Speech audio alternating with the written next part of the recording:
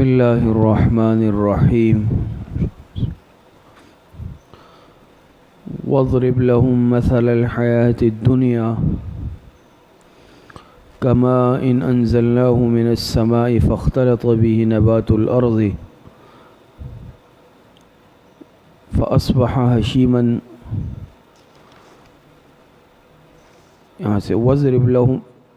واضرب لهم مثل الرجلين جعلنا لأحدهما جنتين من أعناب وحففناهما بنخل وجعلنا بينهما زرعا كلتا الجنتين آتت أكلها ولم تظلم منه شيئا وفجرنا خلالهما نهرا وكان له ثمر فقال لصاحبه وهو يحاوره أنا أكثر منك مالا وأعز نفرا ودخل جنته وهو ظالم لنفسه قال ما أظن أن تبيد هذه أبدا۔ یہاں سے واضرب لهم مثل الرجلین قصہ برائے بے ثباتی دنیا و انجام شرک، قصہ برائے بے ثباتی دنیا و انجام شرک، اور یہ قصہ تیسرے دعوے سے متعلق ہے۔ ابتدا میں جب خلاصہ اور رب بیان ہوا تو اس میں بات ذکر ہوئی کہ اس صورت میں 4 دعوے ہیں، اور اسی طرح اس صورت میں کچھ قصے ہیں، اور ہر ایک قصے کا تعلق کسی نہ کسی دعوے سے ہے۔ تو یہ جو یہاں رجلین کا قصہ شروع ہو رہا ہے، اس رجلین کے قصے کا تعلق یہ دوسرے دعوے سے متعلق ہے، اور یہ قصہ برائے بے ثباتی دنیا اور انجام شرک، یہ اس کا عنوان ہے کہ اس میں دنیا کی بے ثباتی کا بیان ہے کہ دنیا بے حیثیت ہے، دنیا بے حقیقت ہے، دنیا عارضی ہے۔ اور دوسرا یہ کہ انسان اگر شرک اختیار کرے اللہ پاک کے ساتھ، باوجود نعمتوں کے اللہ پاک کے ساتھ کسی کو شریک ٹھہرائے تو اس کا انجام اچھا نہیں ہوتا۔ فرماتے ہیں وَاضْرِبْ لَهُمْ مَثَلَ الرَّجُلَيْنِ جَعَلْنَا لِأَحَدِهِمَا جَنَّتَيْنِ مِنْ أَعْنَابٍ وَحَفَفْنَاهُمَا بِنَخْلٍ وَجَعَلْنَا بَيْنَهُمَا زَرْعًا، اور بیان کرے آپ لوگوں سے حال 2 شخصوں کا، آپ بیان کیجئے 2 شخصوں کا قصہ ان لوگوں سے۔ جعلنا لأحدهما جنتین، کہ ہم نے دیے ان میں سے ایک کو 2 باغ دیے۔ لأحدهما، یہ 2 شخص، ان میں ایک مشرک، یہ 2 شخص تھے آپس میں دوست تھے، ایک مشرک تھا دوسرا موحد تھا، مومن تھا۔ تو لأحدهما میں اس سے مراد مشرک ہے۔ جو مشرک تھا اس کو اللہ پاک نے دنیاوی اسباب و سامان سے نوازا تھا، مالدار تھا، اس کے پاس ساز و سامان تھا، تو یہ اسی کا تذکرہ ہے کہ جو ان میں سے ایک یعنی مشرک تھا، اللہ پاک فرماتے ہیں ہم نے اس کو 2 باغات دیے تھے، من اعناب، انگوروں کے باغ۔ کس کے؟ وہ 2 باغ انگور کے تھے۔ وحففناہما بنخل، اور گیر رکھا تھا ہم نے ان باغات کو کھجوروں کے ذریعے سے۔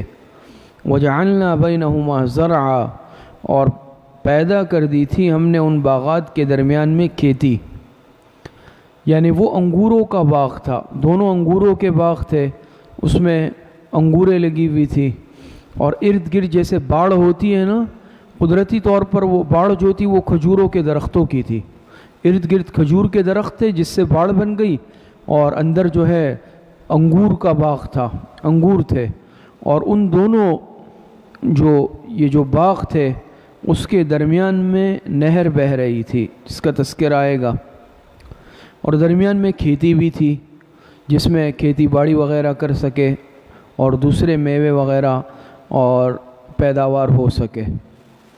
فرماتے ہیں کلتا الجنتین آتت اکلہا، دونوں باغ دیتے تھے اپنا پورا پھل آتا تھا، یہ نہیں تھا کہ کسی سال کم ہوا یا ایک میں زیادہ ایک میں کم، بلکہ دونوں باغ پیداوار کے اعتبار سے کیا تھے؟ بہت اچھے تھے اور پورا پورا پھل آتا تھا ان پر۔ وَلَمْ تَظْلِمْ مِنْهُ شَيْئًا، کم کرتے تھے اس پھل میں سے۔ وَلَمْ تَظْلِمْ، سمجھ میں آ رہی ہے؟ یہ تنقص کے معنی میں ہے، یعنی کم نہیں ہوتا تھا ان میں سے کچھ بھی، بلکہ پورا پورا پھل آتا تھا ان میں۔ وَفَجَّرْنَا خِلَالَهُمَا نَهْرًا، اور اللہ پاک فرماتے ہیں کہ ہم نے جاری کر دی تھی ان دونوں باغات کے درمیان میں نہر، پانی کی نہر بھی تھی۔ ایسا قدرتی نظام تھا اللہ پاک کا کہ انگور کے باغ تھے، باڑ دیوار جو تھی وہ کھجور کے درختوں کی تھی، اور درمیان میں کھیتی تھی، کھیتی باڑی بھی کر سکتے تھے، اور پھر جو دونوں باغات تھے اس کے درمیان میں اللہ پاک نے نہر بھی جاری کر دی کہ اگر بالفرض کبھی قحط سالی ہو، بارشیں نہ ہو، تب بھی پانی کی کمی سے وہ باغ اجڑے نہیں، بلکہ قدرتی نہر جاری تھی جس سے وہ باغات سیراب ہوتے رہتے تھے۔ وَكَانَ لَهُ ثَمَرٌ،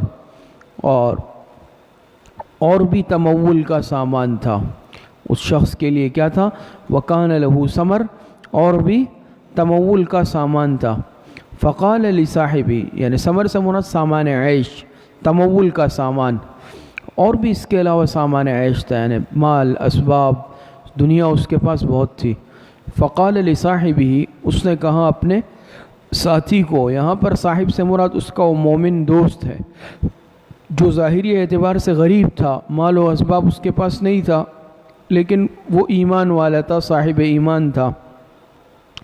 فقال لصاحبہ وہو یحاورہ، تو اس کافر دوست نے، مالدار دوست نے اپنے اس غریب مومن دوست سے کہا، وہو یحاورہ، جبکہ وہ اس سے گفتگو کر رہا تھا، جبکہ وہ اس سے باتیں کر رہا تھا۔ یحاورہ، حوار اسی سے ہے، گفتگو کر رہے تھے آپس میں۔ تو اس مالدار دوست نے اس غریب سے کہا کہ انا اکثر منک مالا واعز نفرا، کہ میں کیا ہوں؟ انا اکثر منک، اب یہاں سے اس کے کچھ امراض کا بیان، مشرک جو دوست تھا مشرک، اس کے کچھ امراض کا بیان۔ فقال، قال کے فاعل کون ہے؟ قال کا فاعل وہ مشرک دوست ہے، لصاحبہ، اور صاحبہ کی ہی ضمیر لوٹ رہی ہے موحد دوست کی طرف۔ مشرک دوست نے موحد دوست سے کہا، کیا کہا؟ وہو یحاورہ، جب وہ بات چیت کر رہے تھے تو کہا انا اکثر منک مالا واعز نفرا۔ یہاں سے یہ مرض اول افتخار، مرض اول افتخار، اس میں پہلا مرض کیا تھا؟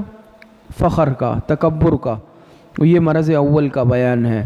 تو کہا کہ انا اکثر منک مالا واعز نفرا، کہ میں زیادہ ہوں تم سے مال کے اعتبار سے بھی، مال و دولت کے اعتبار سے بھی، واعز نفرا، اور جھتے کے لحاظ سے بھی، نفری کے لحاظ سے بھی۔ بات سمجھ میں آ رہی ہے؟ تو میں تم سے زیادہ ہوں کس اعتبار سے؟ مال کے اعتبار سے، واعز نفرا، اور باعتبار جماعت کے، باعتبار جھتے کے، مال بھی زیادہ ہے، اولاد بھی زیادہ ہے، طاقت زیادہ ہے۔ وَدَخَلَ جَنَّتَهُ وَهُوَ ظَالِمٌ لِنَفْسِهِ، وَهُوَ ظَالِمٌ لِنَفْسِهِ، یہاں سے مرض دوم شرک، مرض اول کیا تھا؟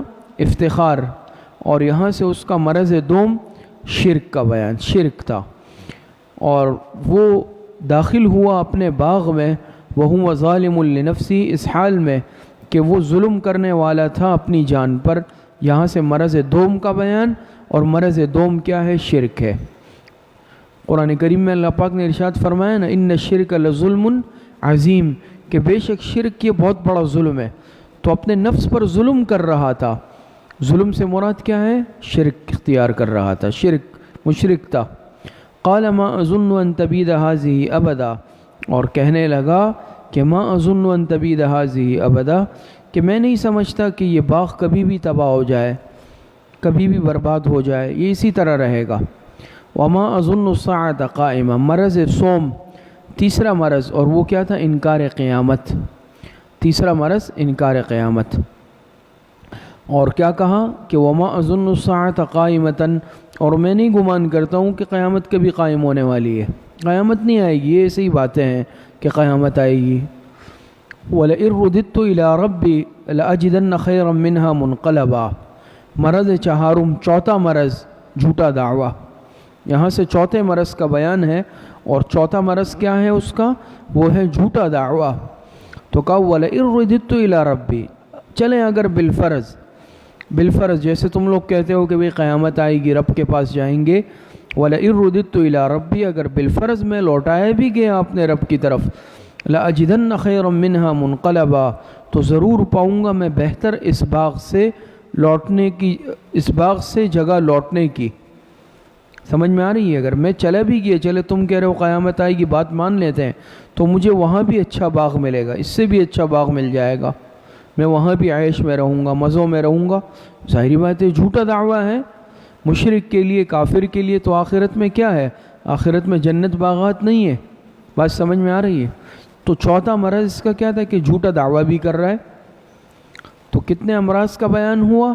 4 امراض کا بیان ہوا۔ اس کی جو کافر دوست تھا، پہلا مرض افتخار، دوسرا مرض شرک، تیسرا مرض انکار قیامت، اور چوتھا مرض اس کا ہے جھوٹا دعویٰ۔ قال له صاحبہ، یہاں سے جواب ناصحانہ، قال له صاحبہ وهو يحاوره اکفرت بالذی خلقک من تراب ثم من نطفة ثم سواک رجلا۔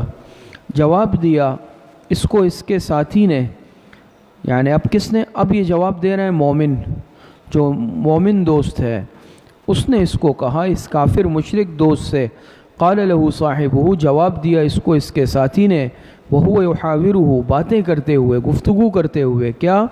اکفرت بالذی خلقک من تراب ثم من نطفة ثم سواک رجلا، کہ کیا تو کفر کرتا ہے، تو انکار کرتا ہے اس ذات کے ساتھ جس نے پیدا کیا تجھ کو مٹی سے، تراب یہ مادہ بعید کا بیان ہے، مادہ بعید۔ تو مٹی انسان کا یعنی مادہ ہے، لیکن یہ مادہ بعید ہے حضرت آدم علیہ السلام کے واسطے سے۔ ثم من نطفة، یہ مادہ قریب ہے کہ یہ رحم میں ہوتا ہے، اور جس نے پیدا کیا تجھ کو کس سے؟ مٹی سے۔ ثم من نطفة، اور پھر کس سے؟ پھر نطفے سے بنایا۔ ثم سواک رجلا، پھر تجھ کو پورا آدمی بنایا۔ کیا بنایا؟ پورا آدمی۔ تو یہ مراحل تخلیق ہے، قرآن کریم میں دیگر دوسری جگہوں پر بھی مذکور ہے نا، سمجھ میں آ رہی ہے؟ بعض جگہوں پر قرآن کریم میں جیسے آیا ہے کہ ثم من نطفة ثم من علقة ثم من مضغة مخلقة وغیر مخلقہ، اور اسی طرح دوسری جگہوں پر بھی آیا ہے، یہ مراحل تخلیق آئے ہیں ترتیب سے کہ انسان کو نطفے سے پیدا کیا، پھر مضغہ ہے، علقہ ہے، پھر پورا ایک جسم اللہ پاک بنا دیتا ہے۔ تو اس رب کا انکار کر رہا ہے جس نے تجھے مٹی سے اور پھر نطفے سے بنایا، ثم سواک رجلا، اور پھر تجھے پورا آدمی بنا دیا۔ یہ مخلوق کا کام تو نہیں ہو سکتا اتنی ترتیب کے ساتھ انسان کی پیدائش اور اسی طریقے سے تربیت، پرورش۔ لیکن هو اللہ ربی ولا اشرک بربی احدا، کہا کہ لیکن هو اللہ، ای لیکن انا اعتقد هو اللہ ربی، لیکن میں تو یہ عقیدہ رکھتا ہوں کہ وہی اللہ میرا رب ہے، ولا اشرک بربی احدا، اور میں شریک نہیں ٹھہراتا اپنے رب کے ساتھ کسی ایک کو بھی، میں تو اپنے رب کے ساتھ کسی کو شریک نہیں ٹھہراتا ہوں۔ ولولا اذ دخلت جنتک، ولولا اذ دخلت جنتک قلت ما شاء اللہ لا قوة الا باللہ، اور کیوں نہ کہا تو نے جب داخل ہوا تو اپنے باغ میں، یعنی اس دوست سے کہا کہ جب تو اپنے باغ میں داخل ہوا تو نے کیوں نہیں کہا ما شاء اللہ، جو چاہے اللہ پاک کی ذات سے ہی ہوتا ہے، لا قوت الا باللہ، نہیں ہے کوئی طاقت مگر اللہ پاک کے علاوہ، اللہ پاک ہی کی طاقت ہے، اللہ پاک ہی کی ذات سے سب کچھ ہوتا ہے۔ سمجھ میں آ رہی ہے؟ تو کیا کہا؟ ولولا اذ دخلت، ای ولولا اذ دخلت جنتک قلت ما شاء اللہ، سمجھ میں آ رہی ہے؟ ای ولولا قلت ما شاء اللہ اذ دخلت جنتک، تم نے کیوں نہیں کہا جب تم اپنے باغ میں داخل ہو رہے تھے ما شاء اللہ، کیوں نہیں کہا کہ بھئی سب کچھ کس سے ہوتا ہے؟ اللہ پاک کی ذات سے ہوتا ہے، اللہ پاک چاہے تو سب کچھ ہوتا ہے، لا قوت الا باللہ، اور وہی ہوتا ہے کہ جو اللہ پاک چاہتے ہیں۔ سمجھ میں آ رہی ہے؟ اللہ پاک کے علاوہ کوئی طاقت نہیں ہے۔ ان ترنی انا اقل منک مالا وولدا، اگر دیکھتا ہے تو مجھ کو زیادہ کم اپنے سے مال اور اولاد میں. سمجھ میں آ رہی ہے؟ اگرچہ تو دیکھ رہا ہے کہ میں کم ہوں تم سے، مالا و ولدا، باعتبار مال کے بھی اور باعتبار کس کے؟ باعتبار اولاد کے بھی. بات سمجھ میں آ رہی ہے؟ یہ مفعول ثانی ہے. فعسى ربي أن يؤتيني خيرا من جنتك ويرسل عليها حسبانا من السماء فتصبح سعيدا زلقا. فرمایا فعسى ربي أن يؤتيني خيرا من جنتك، اور تو امید ہے مجھے کہ میرا رب دے دے مجھ کو بہتر باغ تیرے باغ سے. مجھے امید ہے کہ میرا رب مجھے تمہارے باغ سے بھی زیادہ بہتر باغ دے دے. اب چاہے یہ دنیا میں ہو یا شاید موت کے بعد ہو، یہ اللہ پاک کی مرضی ہے، لیکن میں اللہ پاک سے امید رکھتا ہوں کہ مجھے تیرے باغ سے زیادہ بہتر باغ دے دے. اب چاہے یہ دنیا میں دے دے یا موت کے بعد. موت کے بعد سے مراد پھر جنت میں. وَيُرْسِلَ عَلَيْهَا حُسْبَانًا مِّنَ السَّمَاءِ، اور بھیج دے اس پر حسبانًا من السماء، کوئی تقدیری آفت آسمان سے. کس سے؟ آسمان سے. تم اتنا تکبر کر رہے ہو اپنے مال پر، باغ پر، تو اللہ پاک اگر بھیج دے اس پر حسبانًا من السماء اے عذابًا من السماء، آسمانی آفت، آسمانی آفت، کوئی تقدیری آفت آسمان سے، فتصبح سعیداً زلقا، پس وہ ہو کر رہ جائے چٹیل میدان. سعیداً زلقاً، میدان صاف، زلقاً مانے چٹیل صاف. تو اللہ پاک چاہے لمحوں میں تمہارا باغ ختم ہو جائے، مال اسباب سب ختم ہو جائے. او یصبح ماؤها غوراً، یا ہو جائے اس کا پانی خشک. غوراً مانے خشک، چشمے ہیں جو دریا ہے، نہریں ہیں، اللہ پاک اس کو خشک کر دے، باغ خود اجڑ جائے گا، تباہ ہو جائے گا. یا ہو جائے اس کا پانی غوراً مانے خشک. فلن تستطيع له طلبا، پس ہرگز طاقت نہیں رکھے گا تو اس کو تلاش کرنے کی. پانی خشک ہو جائے تم کیا کر سکتے ہو؟ کچھ بھی انسان نہیں کر سکتا. تو پھر طاقت نہیں رکھو گے تم اس کے طلب کرنے کی. سمجھ میں آ رہی ہے؟ تلاش کرنے کی طاقت نہیں رکھ سکو گے. وَأُحِيطَ بِثَمَرِهِ فَأَصْبَحَ يُقَلِّبُ كَفَّيْهِ عَلَى مَا أَنفَقَ فِيهَا وَهِيَ خَاوِيَةٌ عَلَى عُرُوشِهَا وَيَقُولُ يَا لَيْتَنِي لَمْ أُشْرِكْ بِرَبِّي أَحَدًا. انجام. اب یہاں سے اس انجام، اس کا انجام شرک. وَأُحِيطَ بِثَمَرِهِ، پس کیا ہوا؟ گھیر لیا گیا اس کا سارا پھل، پورا باغ اللہ پاک نے گھیر لیا آفت میں، عذاب میں. فَأَصْبَحَ يُقَلِّبُ كَفَّيْهِ عَلَى مَا أَنفَقَ فِيهَا، تو اس حال میں کہا اس نے، صبح کو اس نے کہا اس حال میں يُقَلِّبُ كَفَّيْهِ، کہ اپنی ہتھیلیاں مل رہا تھا. جیسے انسان افسوس سے، کہتے ہیں نا کف افسوس ملنا، انسان افسوس سے اپنے ہاتھوں کو ملتا ہے. تو صبح کو اس نے کہا افسوس سے اپنے ہاتھ ملتے ہوئے، اپنی ہتھیلیاں ملتے ہوئے، عَلَى مَا أَنفَقَ فِيهَا، اس مال پر جس کو خرچ کیا تھا اس باغ کے بنانے میں. سمجھ میں آ رہی ہے؟ جو خرچ کیا تھا اس مال پر افسوس کر رہا تھا، جس کو خرچ کیا تھا اس نے اس باغ کو بنانے میں. وَهِيَ خَاوِيَةٌ عَلَى عُرُوشِهَا، اور اس حال میں کہ وہ باغ گرا پڑا تھا اپنی چھتوں پر، تباہ ہو گیا تھا، بالکل برباد ہو چکا تھا. وہ باغ گر گیا تھا، گر پڑا تھا. عروج سے مراد چھت، وہ اپنی چھتوں پر گر پڑا تھا وہ باغ. وَيَقُولُ يَا لَيْتَنِي، کیا کہہ رہا تھا؟ یا لیتنی لم اشرک بربی احدا، کاش کہ میں شریک نہ ٹھہراتا اپنے رب کے ساتھ کسی کو، کاش کہ میں اپنے رب کے ساتھ کسی کو شریک نہ ٹھہراتا. وَلَمْ تَكُنْ لَهُ فِئَةٌ يَنْصُرُونَهُ مِنْ دُونِ اللَّهِ، اور نہ ہوئی اس کی کوئی جماعت جو مدد کرتے اس کی اللہ کے سوا. کوئی پھر ایسا نہیں تھا ساتھی مددگار جو اللہ پاک کے اس عذاب سے اس کی مدد کرتا. وَمَا كَانَ مُنْتَصَرًا، اور نہ ہوا وہ خود بدلہ لینے والا، نہ کوئی اور اس کی مدد کر سکا اور نہ یہ خود اپنی مدد کر سکا کہ خود کچھ کر لیتا یا بدلہ لے لیتا. اللہ پاک کی ذات کے سامنے انسان بے بس ہوتا ہے. هُنَالِكَ الْوَلَایَةُ لِلَّهِ الْحَقِّ، فرماتے ہیں هُنَالِكَ الْوَلَایَةُ لِلَّهِ الْحَقِّ، کہ ایسے موقع پر سارے اختیارات اللہ پاک کی ذات کے پاس ہوتے ہیں. وہ فرماتے ہیں هُنَالِكَ الْوَلَایَةُ لِلَّهِ الْحَقِّ، یہاں سے ثابت ہوا کہ تمام اختیارات اللہ برحق کے لیے ہے. کس کے لیے ہے؟ تمام اختیارات اللہ پاک کے پاس ہے، انسان کچھ بھی نہیں کر سکتا۔ موجودہ صورتحال کو لے لیا جائے، اس وقت جو وبائی صورت ہے، مرض آیا ہوا ہے اور ساری دنیا اس کے سامنے بے بس ہے، اور ایسے ایسے طاقتور ملک جو اپنے آپ کو سپر طاقت کہلاتے ہیں، عالمی طاقتیں کہلاتے ہیں، وہ ایسے بے بس ہو کے بیٹھے ہوئے ہیں۔ تو یہ اللہ پاک کی طاقت کا معمولی سا اظہار ہے، پھر انسان بے بس ہو جاتا ہے، انسان کچھ نہیں کر سکتا، اس کی ساری ٹیکنالوجیاں، طاقتیں، اس کے سارے اسباب فیل ہو جاتے ہیں۔ تو ہنالک الولایۃ للہ الحق، یہاں سے ثابت ہوا کہ تمام اختیارات، جمیع اختیارات اللہ برحق کے لیے ہے، صرف اللہ کی ذات کے لیے ہے جو برحق ہے۔ هو خیر ثوابا وخیر عقبا، اور هو خیر ثوابا، اس کا ثواب سب سے اچھا ہے، وخیر عقبا، اور اس کا نتیجہ سب سے اچھا ہے۔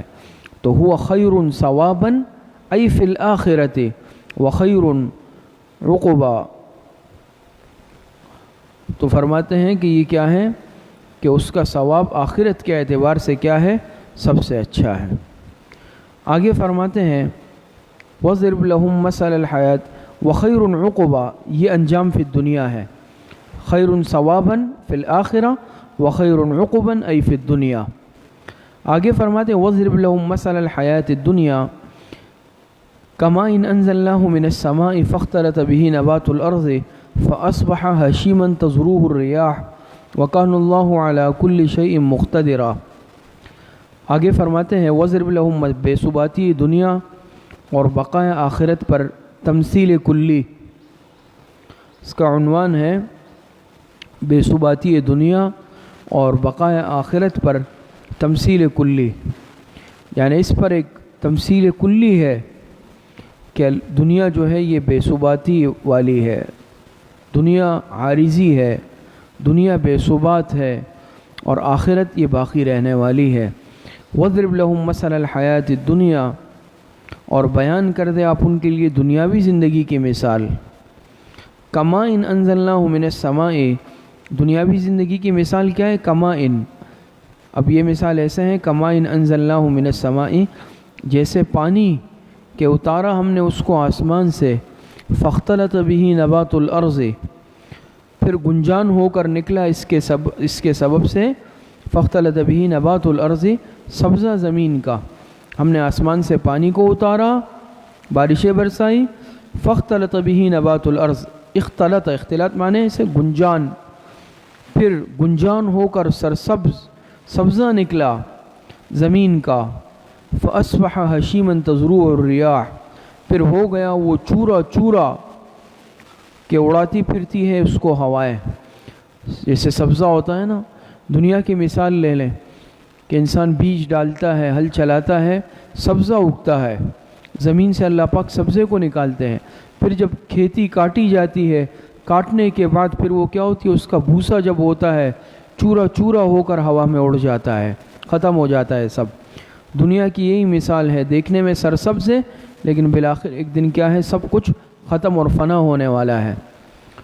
تو دنیا کی مثال اسی طرح ہے کہ اللہ پاک فرماتے ہیں ہم نے آسمان سے پانی برسایا، پانی اتارا تو زمین سے سبزہ نکلا، اور لیکن بالآخر کیا ہو گیا، چورا چورا ہو گیا کہ اس کو ہوائیں اڑاتی پھرتی ہے۔ وَكَانَ اللَّهُ عَلَى كُلِّ شَيْءٍ مُقْتَدِرًا، اور اللہ پاک ہر چیز پر پورے طور پر قدرت رکھنے والے ہیں۔ المال والبنون زینت الحیات الدنیا، مال اور اولاد تو دنیاوی زندگی کی زینت ہے۔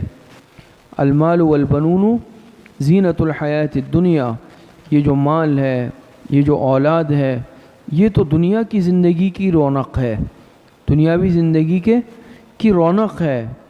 والباقیات الصالحات خیر، یعنی ایک دن یہ مال بھی ختم ہونے والا ہے، ایک دن اولاد بھی ختم ہونے والی ہیں، یہ دنیاوی اسباب ہے، اور انسان آج اسی دنیاوی اسباب پر اکڑتا ہے، غرور کرتا ہے، اس کے نشے میں رہتا ہے۔ حالانکہ والباقیات الصالحات خیر عند ربک ثوابا وخیر عملا، حالانکہ کیا ہے، والباقیات الصالحات، اور پائیدار نیکیاں، ہمیشہ باقی رہنے والی نیکیاں، الصالحات، یہ بہترین تیرے رب کے نزدیک، خیر عند ربک، یہ تیرے رب کے نزدیک ثواب کے اعتبار سے کیا ہے؟ خیر عند ربک ثوابا و خیر عملا، تیرے رب کے نزدیک کیا ہے؟ بہترین ہے ثواب کے اعتبار سے اور بہترین ہے امید کے اعتبار سے۔ دنیا میں اگر انسان کے پاس مال ہے، بالآخر کیا انسان کھا پی لیتا ہے، سب ختم ہو جاتا ہے؟ نہیں، ہے تو وارثوں کے لیے رہ جاتا ہے، انسان دنیا سے خالی ہاتھ چلے جاتا ہے۔ یہ اولاد ہے، یہ سب دنیا میں رہنے والی ختم ہونے والی چیزیں ہیں، لیکن اگر نیک اعمال کیے، یہ نیک اعمال ضائع نہیں جائیں گے، یہ آخرت کے لیے ذخیرہ ہوں گے، اور آخرت میں نیک اعمال، نیکیاں یہ کام آئیں گی۔ تو والباقیات الصالحات اس کو کہا، اور پائیدار نیکیاں، باقی رہنے والی نیکیاں، یہ آپ کے رب کے نزدیک زیادہ بہتر ہے، ثواب کے اعتبار سے بھی اور امید کے اعتبار سے بھی زیادہ بہتر ہے۔ وَيَوْمَ نُسَيِّرُ الْجِبَالَ وَتَرَى الْأَرْضَ بَارِزَةً وَحَشَرْنَاهُمْ فَلَمْ نُغَادِرْ مِنْهُمْ أَحَدًا، یہاں سے احوال آخرت، یہاں سے تخویف اخروی اور احوال آخرت دونوں عنوانات ہیں اس کے، تخویف اخروی اور احوال آخرت۔ وَيَوْمَ نُسَيِّرُ الْجِبَالَ وَتَرَى الْأَرْضَ بَارِزَةً وَحَشَرْنَاهُمْ فَلَمْ نُغَادِرْ مِنْهُمْ أَحَدًا، اور جس دن ہم چلائیں گے، اللہ پاک فرماتے ہیں کہ ہم چلائیں گے جس دن الجبال، پہاڑوں کو، وَتَرَى الْأَرْضَ بَارِزَةً، اور تو دیکھے گا زمین کو، بارزتاً کھلی زمین، ایک کھلا میدان، تو زمین کو دیکھے گا ایک کھلا میدان ہوگا۔ وَحَشَرْنَاهُمْ، اور ہم جمع کریں گے اس میں ان سب کو، فَلَمْ نُغَادِرْ مِنْهُمْ أَحَدًا، پس ہم ان میں سے کسی ایک کو بھی نہیں چھوڑیں گے، سب کو کیا کریں گے؟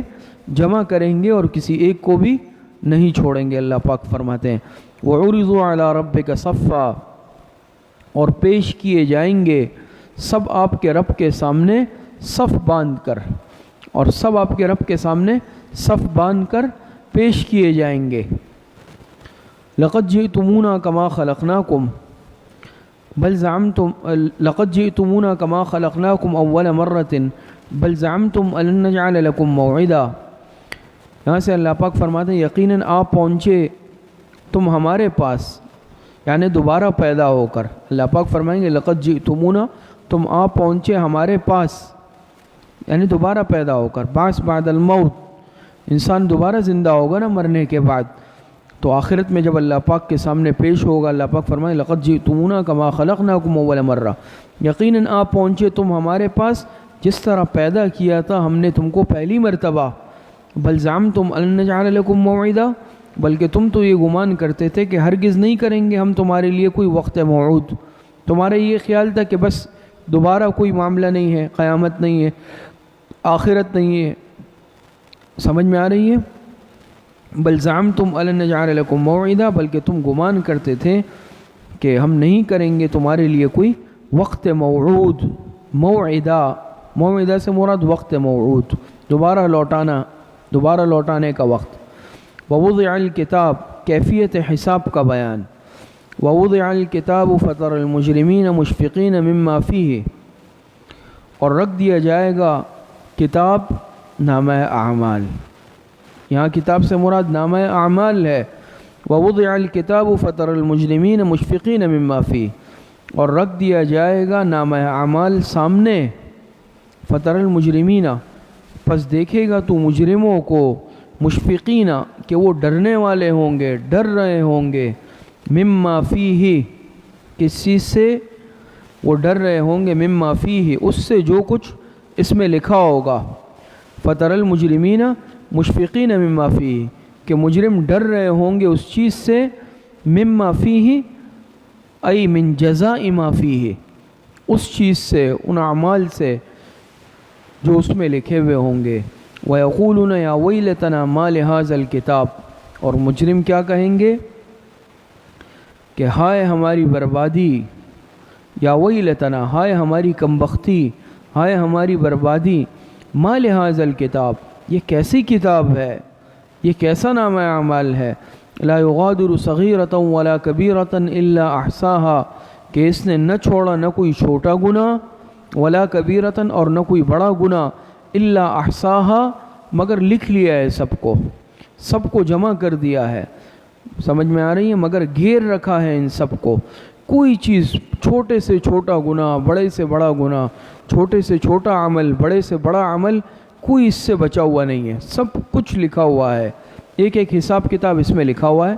وَوَجَدُوا مَا عَمِلُوا حَاضِرًا، اور پائیں گے جو کچھ انہوں نے کیا سب کچھ اپنے سامنے، جو کچھ کیا ہوگا سارا کچا چٹھا کھول دیا جائے گا، سب کچھ حساب کتاب سامنے ہوگا۔ وَلَا يَظْلِمُ رَبُّكَ أَحَدًا، اور نہیں ظلم کرے گا آپ کا رب کسی ایک پر۔ اس کا سمجھنا کوئی مشکل نہیں ہے۔ قیامت کے دن یعنی اللہ پاک ہر ایک کے نام اعمال کو سامنے رکھ دیں گے، اچھے اعمال ہوں گے وہ بھی سامنے آئیں گے، برے اعمال ہوں گے وہ بھی سامنے آئیں گے، بڑے اعمال ہوں گے وہ بھی آئیں گے، چھوٹے سے چھوٹا ہوگا وہ بھی آئے گا، بڑا چھوٹا کوئی گناہ نہیں چھوڑا جائے گا، معمولی سا بھی۔ تو مجرمین گھبرا جائیں گے، حیرت زدہ بھی رہ جائیں گے کہ یہ کیسا نامہ اعمال ہے، یہ کیسی کتاب ہے کہ اس نے کوئی چیز نہیں چھوڑی۔ آج کل کے موجودہ اس ٹیکنالوجی کے زمانے میں، ترقی کے زمانے میں اس کو سمجھنا اور آسان ہو گیا ہے کہ آج کل یہ کمپیوٹر ہے، یہ جدید آلات ہے، ایک بٹن دباتے ہیں سارا کے سارا ریکارڈ سامنے آ جاتا ہے، لمحے میں سب کچھ اسکرین پہ سامنے آتا ہے۔ اس کو تو سمجھنا آسان ہے آج کل کہ ایک بٹن دباتے ہیں جو ریکارڈ ہوتا ہے وہ سارا سامنے آ جاتا ہے، چھوٹی سی چھوٹی بات، معمولی سے معمولی بات، کوئی چیز ایسی نہیں ہوتی جو رہ جاتی ہے، سب کچھ سامنے آتا ہے۔ تو جب ایک معمولی انسان کے بنائے ہوئے، کمزور انسان کے بنائے ہوئے آلے میں، کمپیوٹر میں اور ان جدید آلات میں سارا ریکارڈ لمحوں میں سامنے آ سکتا ہے، تو اللہ پاک جو قادر مطلق ہے، خالق مالک حقیقی ہے، اس کے لیے کیا مشکل ہے۔ وَإِذْ قُلْنَا لِلْمَلَائِكَةِ اسْجُدُوا لِآدَمَ فَسَجَدُوا إِلَّا إِبْلِيسَ، شیطان کی عداوت قدیمہ کا بیان، یہاں سے شیطان کی عداوت قدیمہ کا بیان فرماتے ہیں۔ وَإِذْ قُلْنَا لِلْمَلَائِكَةِ اسْجُدُوا، اور جب کہا ہم نے فرشتوں سے کہ سجدہ کرو آدم کو، وَإِذْ قُلْنَا لِلْمَلَائِكَةِ اسْجُدُوا لِآدَمَ فَسَجَدُوا إِلَّا إِبْلِيسَ، اور جب کہا ہم نے فرشتوں سے کہ سجدہ کرو آدم کو تو سب نے سجدہ کیا الا ابلیس، سوائے ابلیس کے۔ تو فسجدوا، تمام فرشتوں نے سجدہ کیا۔ آگے استثناء ہے کہ ابلیس اس سے مستثنیٰ ہے، ابلیس نے نہیں کیا، سوائے کس کے؟ ابلیس کے۔ تو فسجدوا میں سب ملائکہ آ گئے سوائے ابلیس کے۔ یہ اصل میں مفسرین نے لکھا ہے یہ اصل میں تھا جنات میں سے، لیکن اس نے اتنی عبادت کی کہ عبادت کرتے کرتے کرتے یہ ملائکہ میں داخل ہو گیا، یہ فرشتوں میں داخل ہو گیا، ورنہ حقیقت میں یہ جو ابلیس ہے، شیطان، یہ جنات میں سے تھا۔ جنات بھی اللہ پاک کی مخلوق، فرشتے بھی اللہ پاک کی مخلوق، تو یہ تھا اصل جنات میں سے، لیکن کثرت عبادت سے اس نے ترقی پائی اور ملائکہ کی صف میں شامل ہو گیا، داخل ہو گیا۔ لیکن جب اللہ پاک نے حکم دیا تو اپنا اصلی رنگ دکھایا، اپنی اصلی طبیعت پر آیا اور سجدے سے انکار کر دیا۔ کان من الجن، قرآن کریم میں اللہ پاک نے فرمایا نا، کان من الجن، وہ جنات میں سے تھا۔ وہ کس میں سے تھا؟ وہ جنات میں سے تھا۔ کان من الجن، وہ تھا جنات میں سے۔ ففسق عن امر ربہ، سو نکل بھاگا اپنے رب کے حکم سے، اپنی اصلی سرشت پہ آ گیا اور اپنی اصلی طبیعت پہ آ گیا۔ چونکہ جنات میں سے تھا، جنات کی طبیعت میں سرکشی ہوتی ہے، تو اپنا رنگ دکھایا اور سجدے سے انکار کر دیا۔ دوسری جگہ آتا ہے، غالباً سورہ بقرہ میں پڑھا ہوگا نا، اس نے سجدہ نہیں کیا اور کیا کہا؟ انا خیر منہ خلقتنی من نار وخلقتہ من طین۔ فلسفہ اپنا جھاڑنے لگا، حالانکہ حکم اللہ پاک کی ذات کا تھا۔ کہا کہ میں تو بہتر ہوں، خلقتنی من نار، آپ نے مجھے پیدا کیا کس سے؟ آگ سے۔ آدم کو پیدا کیا کس سے؟ مٹی سے، اور آگ مٹی سے افضل ہے۔ افضل اور مفضول کے چکر میں پڑ گیا، یہ نہیں دیکھا بدبخت نے کہ حکم کس ذات کا ہے، حکم اللہ پاک کی ذات کا تھا۔ تو اس بنا پر کیا ہو گیا؟ اللہ پاک نے جنت سے اس کو نکال دیا۔ اخرج منہا فإنک رجیم، اللہ پاک نے مردود کر دیا ہمیشہ کے لیے۔ اب ہم پڑھتے ہیں اعوذ باللہ من الشیطان الرجیم، شیطان کے ساتھ رجیم کی قید لگاتے ہیں کہ میں پناہ مانگتا ہوں اللہ پاک کے ذات کی شیطان مردود سے۔ اس کو مردود کیوں؟ کہ اللہ پاک نے اس کو رد کر دیا، مردود کر دیا، اپنی بارگاہ سے نکال دیا، راندہ درگاہ کر دیا اللہ پاک نے۔ شد عزیز آدم چو استغفار کرد، خوار شد شیطان چو استکبار کرد۔ اللہ پاک نے حضرت آدم علیہ السلام کو عزت دے دی توبے کی برکت سے، اور شیطان کو اللہ پاک نے ابلیس کو ذلیل کر دیا تکبر کی وجہ سے۔ تو فرماتے ہیں شد عزیز آدم چو استغفار کرد، خوار شد شیطان چو استکبار کرد۔ اور اسی طرح فرماتے ہیں کہ تکبر عزازیل را خوار کرد، بزندان لعنت گرفتار کرد، کہ یہ عزازیل جو ہے یہ اس کا اصل نام ہے، عزازیل ابلیس کا۔ تکبر نے اس کو ذلیل و خوار کر دیا اور ہمیشہ کے لیے لعنت کے اندر گرفتار ہو چکا ہے۔ تو فرماتے ہیں فسجدوا وَإِذْ قُلْنَا لِلْمَلَائِكَةِ اسْجُدُوا لِآدَمَ فَسَجَدُوا إِلَّا إِبْلِيسَ۔ اللہ پاک فرماتے ہیں یہاں سے شیطان کی عداوت قدیمہ کا بیان، کہ جب ہم نے کہا فرشتوں سے کہ سجدہ کرو آدم کو تو سب نے سجدہ کیا سوائے ابلیس کے، ابلیس نے نہیں کیا۔ کان من الجن، اور وہ تھا جنات میں سے، ففسق عن امر رب، سو نکل بھاگا اپنے رب کے حکم سے۔ افتتخذونہ وذریتہ اولیاء من دونی وہم لکم عدو بئس للظالمین بدلا۔ اور فرماتے ہیں اللہ پاک افتتخذونہ وذریتہ اولیاء من دونی، کیا پھر بھی تم بناتے ہو اس کو اور اس کے چیلے چانٹوں کو اپنا دوست، من دونی مجھ کو چھوڑ کر۔ تو یہ اتنا بدبخت ہے، اس نے اس وقت حکم خداوندی ماننے سے انکار کر دیا۔ اللہ پاک فرماتے ہیں پھر بھی اس کو اپنا دوست بنایا ہوا ہے، شیطان کو اپنا دوست بناتے ہو، اسی طرح شیطان کے جو چیلے چانٹے ہوتے ہیں اس کو اپنا دوست بناتے ہو مجھ کو چھوڑ کر۔ تو بجائے اس کے کہ انسان اللہ پاک سے تعلق جوڑے، اللہ پاک سے دوستی کرے، آج ہم شیطان اور اس کے چیلوں کے پیچھے بھاگ رہے ہیں۔ ظاہری بات ہے شیطان تو انسان کو گناہوں کا حکم دیتا ہے، یعنی گناہوں پر ورغلاتا ہے۔ تو آج ہم میں سے کوئی بھی انسان اگر شیطانی راستے پر چل رہا ہے، اللہ پاک کی نافرمانی والے کام کر رہا ہے، گناہوں کے اندر مبتلا ہے، تو یہ اس بات کی دلیل ہوگی کہ یہ شیطان کا حکم مان رہا ہے، یہ شیطان کی اتباع کر رہا ہے۔ تو بجائے شیطان کی اتباع کے، جو شروع سے ازل سے اللہ پاک کا نافرمان ہے، اللہ پاک نے راندہ درگاہ کر دیا ہے، بجائے ہم اس کے اللہ پاک کی جو ہمارا رب ہے اس کی اتباع کریں، اللہ پاک کا حکم مانیں، اللہ پاک سے اپنے تعلق کو مضبوط کریں۔ تو اللہ پاک فرماتے ہیں کیا تم اس کو اپنا دوست بنا رہے ہو اور اس کی اولاد کو، چیلے چانٹوں کو، جیسے شیطان ہے نا تو اس کے چیلے چانٹے ہیں جو اس کے حکم پر چلتے ہیں، تو اس کو اپنا دوست بنا رہے ہو، من دونی مجھ کو چھوڑ کر۔ اللہ پاک فرماتے ہیں وَهُمْ لَكُمْ عَدُوٌ مانع اتخاذ ولایت، وَهُمْ لَكُمْ عَدُوٌ مانع از اتخاذ ولایت۔ سمجھے کہ بھئی کیوں منع ہے شیطان کو دوست بنانا؟ وَهُمْ لَكُمْ عَدُوٌ، اللہ پاک نے معنی بھی ذکر کیا، بھئی وہ تمہارا دشمن ہے، شیطان تمہارا دشمن ہے، لہٰذا دشمن کو کوئی دوست نہیں بناتا، دشمن سے کوئی دوستی نہیں کرتا، دشمن کا کوئی اتباع نہیں کرتا، انسان نقصان میں چلا جاتا ہے۔ تو آج ہم اللہ پاک کی ذات کو چھوڑ کر شیطان کو اپنا دوست بنا رہے ہیں، اسی لیے وہ ہمیں جہنم کے راستے کی طرف لے جا رہا ہے، گناہوں کی طرف لے جا رہا ہے۔ تو اللہ پاک نے بتا بھی دیا یہ مانع از اتخاذ ولایت ہے کہ بھئی شیطان کو کیوں دوست نہیں بنانا اپنا۔ وَهُمْ لَكُمْ عَدُوٌ، اللہ پاک نے فرما دیا نا شیطان تمہارا کیا ہے، شیطان دشمن ہے، دوست تو نہیں ہے۔ بئس للظالمین بدلا، یہ ظالموں کے لیے بہت برا بدل ہے۔ بئس للظالمین بدلا، یہ ظالموں کے لیے کیا ہے، بہت برا بدل ہے۔ ما اشہدتہم خلق السماوات والارض ولا خلق انفسہم، عدم موجب ولایت، عدم موجب ولایت۔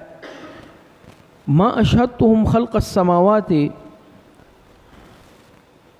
نہ بلایا تھا میں نے ان کو وقت پیدا کرنے، ما اشہدتہم خلق السماوات والارض ولا خلق انفسہم، نہ بلایا تھا میں نے ان کو وقت پیدا کرنے آسمان کے اور نہ بوقت پیدا کرنے ان کی اپنی جانوں کے۔ وما كنت متخذ المضلین عضدا، اور نہ تھا میں بنانے والا گمراہ کرنے والوں کو دست و بازو۔ اور یعنی اللہ پاک فرماتے ہیں کہ میں نے نہ تو ان کو اس وقت بلایا، یہ موجود نہیں تھے آسمان اور زمین کو جب میں پیدا کر رہا تھا، اسی طرح خود یعنی ان کی جانوں کو پیدا کرتے وقت بھی میں نے ان کو نہیں بلایا، اور میں گمراہوں کو اللہ پاک فرماتے ہیں اپنا دست و بازو بنانے والا نہیں ہوں۔ اللہ پاک کی ذات تو قادر مطلق ہے، خالق حقیقی ہے۔ اللہ پاک کو نہ کسی کے مدد کی ضرورت ہے نہ کسی کے تعاون کی ضرورت ہے۔ وَيَوْمَ يَقُولُ نَادُوا شُرَكَائِيَ، یہ کہتے ہیں نا کہ اللہ پاک کے ساتھ شریک، فلاں شریک ہے، فلاں شریک ہے، تو بھئی کس نے خود شریک کر رہے ہیں، اللہ پاک نے کسی کو اپنے ساتھ شریک نہیں کیا۔ اور پھر خدا نہ خواستہ کوئی ایسا نافرمان، اللہ پاک کیوں ان کو اپنا دست و بازو بنائیں گے، اسے گمراہ کرنے والوں کو۔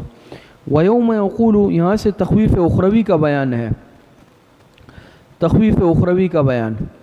وَيَوْمَ يَقُولُ نَادُوا شُرَكَائِيَ الَّذِينَ زَعَمْتُمْ فَدَعُوهُمْ فَلَمْ يَسْتَجِيبُوا لَهُمْ، اور جس دن اللہ تعالیٰ فرمائے گا نَادُوا شُرَكَائِيَ الَّذِينَ زَعَمْتُمْ، پکارو میرے شریکوں کو جن کو تم میرا شریک گمان کیا کرتے تھے، پکارو اب ان کو۔ فَدَعُوهُمْ، پس وہ پکاریں گے، لیکن فَلَمْ يَسْتَجِيبُوا لَهُمْ، وہ ان کو کوئی جواب نہیں دیں گے، وہ ان کو اس پکارنے میں کوئی جواب نہیں دیں گے ان کی پکار کا۔ وَجَعَلْنَا بَيْنَهُمْ مَوْبِقًا، اور اللہ پاک فرماتے ہیں کر دیں گے ہم ان کے درمیان موبقاً، ایک مہلک آڑ۔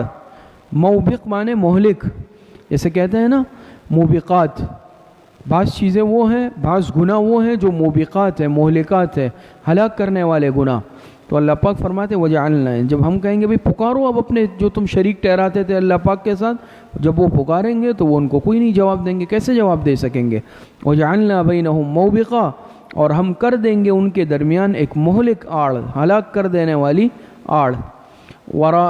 ورأى المجرمون النار فظنوا انہم مواقعوها ولم يجدوا عنها مصرفا، اور دیکھیں گے جب مجرم آگ کو، جب آگ کو دیکھیں گے، فظنوا، یہاں ظن یقین کے معنی میں ہے، ظنوا ای ایقنوا، ظنوا ای ایقنوا، تو یقین کر لیں گے، گمان نہیں، یقین کر لیں گے۔ یہاں ظن یقین کے معنی میں ہے انہم مواقعوها، کہ بے شک وہ اس میں گرنے والے ہیں۔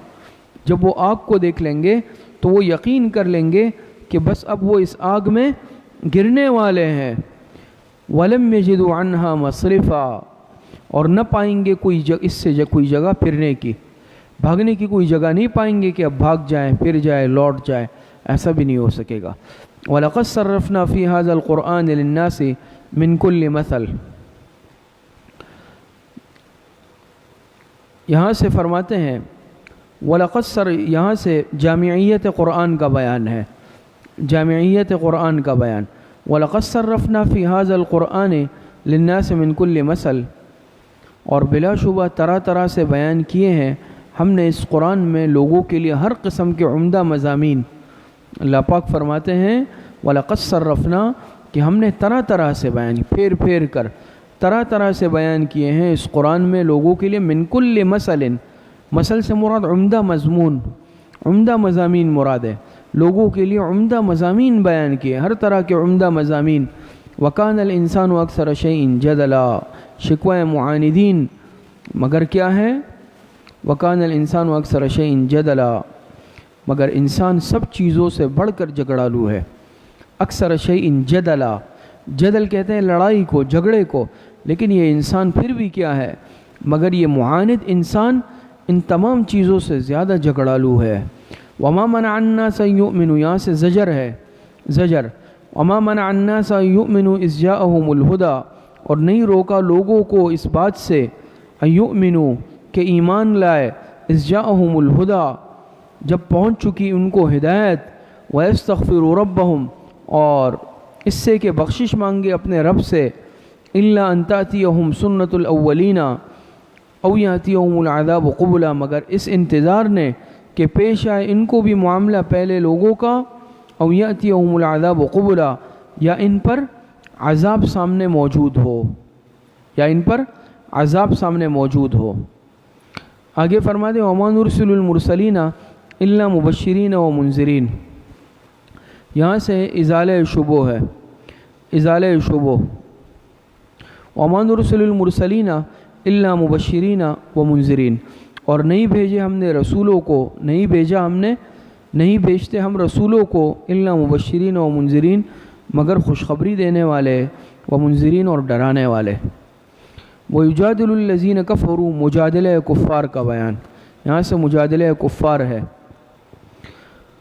وَيُجَادِلُ الَّذِينَ كَفَرُوا بِالْبَاطِلِ لِيُدْحِضُوا بِهِ الْحَقَّ وَاتَّخَذُوا آيَاتِي وَمَا أُنذِرُوا هُزُوًا، اور جھگڑا کرتے ہیں یہ کافر بالباطل لغو و شبہات سے، باطل سے مراد لغو و شبہات، بیکار شبہات، اور جھگڑا کرتے ہیں یہ کافر بالباطل لغو و شبہات سے، لیُدْحِضُوا بِهِ الْحَقَّ، غرض مجادلہ، مقصد کیا ہے اس مجادلے سے، اس شبہات پیدا کرنے سے؟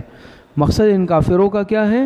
لیُدْحِضُوا بِهِ الْحَقَّ، تاکہ پھسلا دے اس کے ذریعے سے سچی بات کو، تاکہ کیا کر دے اس کے ذریعے سے، لیُدْحِضُوا بِهِ الْحَقَّ، تاکہ اس کے ذریعے سے ٹلا دے، مٹا دے، پھسلا دے، تینوں معنی ہو سکتے ہیں، تاکہ ٹلا دے اس کے ذریعے سے، یا مٹا دے اس کے ذریعے سے، یا پھسلا دے اس کے ذریعے سے، بالحق، سچی بات کو، حق بات کو۔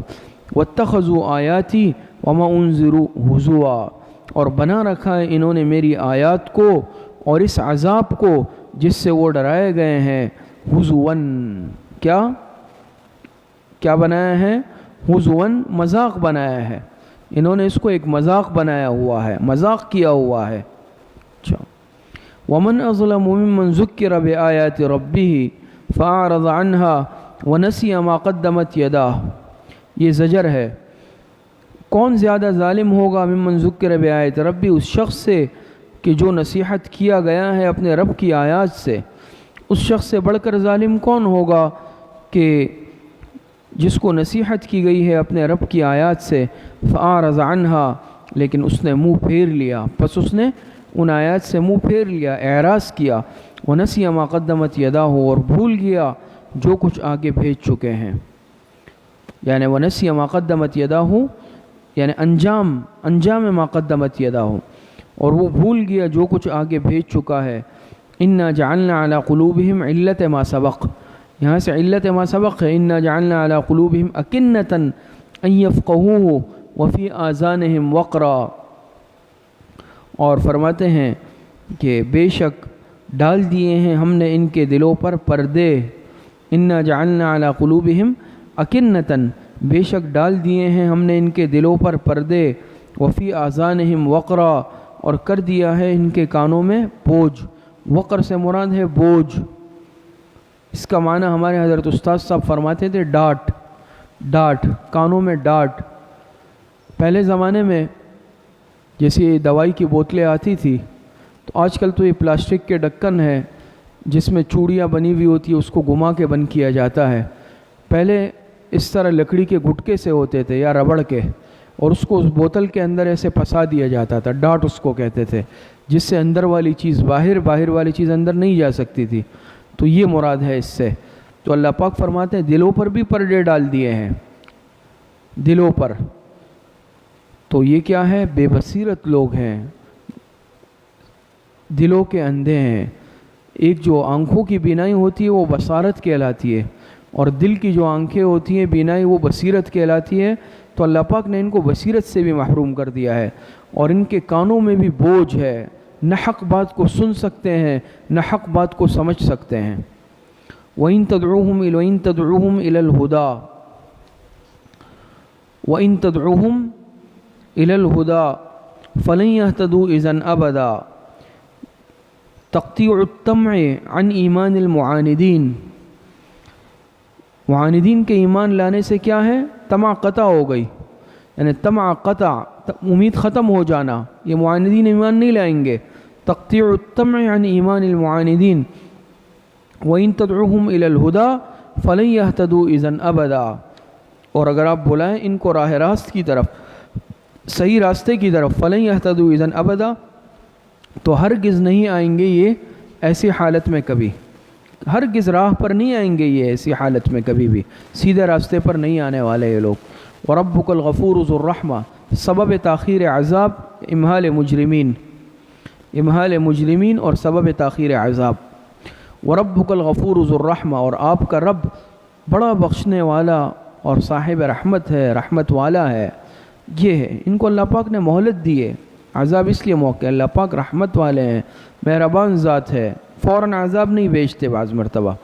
وربک الغفور ذو الرحمہ، اور آپ کا رب بڑا بخشنے والا اور صاحب رحمت ہے۔ لو یؤاخذہم بما کسبوا لعجل لهم العذاب، اگر پکڑتا ان کو ان کے کیے پر تو فوراً واقع کر دیتا ان پر عذاب۔ اگر اللہ پاک چاہتا، ان کو پکڑنا چاہتا بما کسبوا بسبب ان کے کیے، تو لعجل لهم العذاب، اللہ پاک ان پر فوراً عذاب بھیج دیتا۔ لیکن بل لهم موعد لن یجدوا من دونه موئلا، لیکن کیا ہے کہ بلکہ ان کے لیے ایک وقت معین ہے، موعد وقت معین، اس سے مراد قیامت ہے، لیکن ان کے لیے ایک وقت معین ہے یعنی قیامت۔ لن یجدوا من دونه موئلا، کہ ہرگز نہیں پا سکیں گے وہ اس کے سامنے کوئی جائے پناہ، پھر وہاں پر کوئی جائے پناہ قیامت کے دن نہیں ہوگی۔ قیامت کے دن عذاب سے ان کو کوئی جائے پناہ نہیں ملے گی۔ وَتِلْكَ الْقُرَىٰ أَهْلَكْنَاهُمْ، یہاں سے تخویف دنیاوی کا بیان ہے۔ وَتِلْكَ الْقُرَىٰ أَهْلَكْنَاهُمْ لَمَّا ظَلَمُوا وَجَعَلْنَا لِمَهْلِكِهِمْ مَوْعِدًا، اور یہ ہیں وہ سب بستیاں، قرآ سے مراد بستیاں، اہلکناہم کہ ہم نے تباہ کر دیا ان کو، جن کو ہم نے تباہ کر دیا، لما ظلموا جب انہوں نے ظلم کیا، شرارت کی، وجعلنا لمہلکہم موعدا اور کیا تھا ہم نے ان کی ہلاکت کے لیے ایک وقت معین۔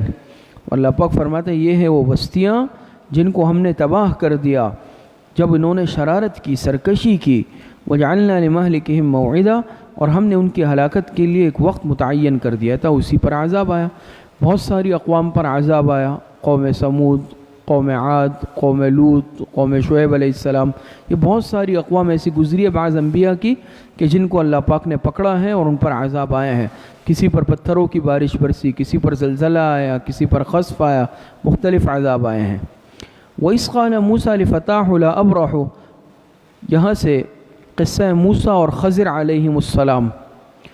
وَإِذْ قَالَ مُوسَىٰ لِفَتَاهُ، یہاں سے قصہ موسیٰ اور حضرت خضر علیہ السلام کا قصہ ہے، اور یہ قصہ پہلے دعوے سے متعلق ہے۔ ابتدا میں خلاصے میں آپ کے سامنے ذکر ہوا، تو یہ جو قصہ ہے یہ پہلے دعوے سے متعلق ہے، حضرت موسیٰ علیہ السلام اور حضرت خضر علیہ السلام کا قصہ ہے۔ فرمایا وَإِذْ قَالَ مُوسَىٰ لِفَتَاهُ لَا أَبْرَحُ حَتَّىٰ أَبْلُغَ مَجْمَعَ الْبَحْرَيْنِ، اور جب فرمایا موسیٰ علیہ السلام نے اپنے خادم سے، فتح سے مراد خادم یعنی حضرت یوشع علیہ السلام مراد ہے، لا ابرح حتی ابلغ مجمع البحرین، کہ میں برابر چلا جاؤں گا یہاں تک کہ میں پہنچ جاؤں مجمع البحرین، دو دریاؤں کے ملنے کی جگہ، او امضی حقبہ، یا چلتا رہوں گا ایک زمانہ دراز تک، لیکن اپنے مقصد کو ضرور پاؤں گا، چاہے مجھے اس کے لیے مدت دراز تک کیوں نہ چلنا پڑے، لیکن اپنے جو ہے مقصد کو پانا ہے۔ تو یہاں سے یہ حضرت موسیٰ اور حضرت خضر علیہ السلام کا واقعہ شروع ہو رہا ہے، اور اس کا تعلق جیسے میں نے آپ حضرات سے عرض کیا پہلے دعوے سے متعلق ہے اس قصے کا تعلق۔ تو اختصار کے ساتھ میں اس قصے کو ذکر کرتا ہوں۔ حضرت موسیٰ علیہ السلام ایک مرتبہ تقریر فرما رہے تھے، اور موسیٰ علیہ السلام نے ایسی بہترین تقریر کی، وعظ و نصیحت کی کہ لوگوں کے دل نرم ہو گئے۔ تو حضرت موسیٰ علیہ السلام سے کسی نے اس مجمع میں پوچھا کہ آپ سے بڑا کوئی عالم ہے، یعنی سب سے بڑا عالم کون ہے اس وقت روئے زمین پر؟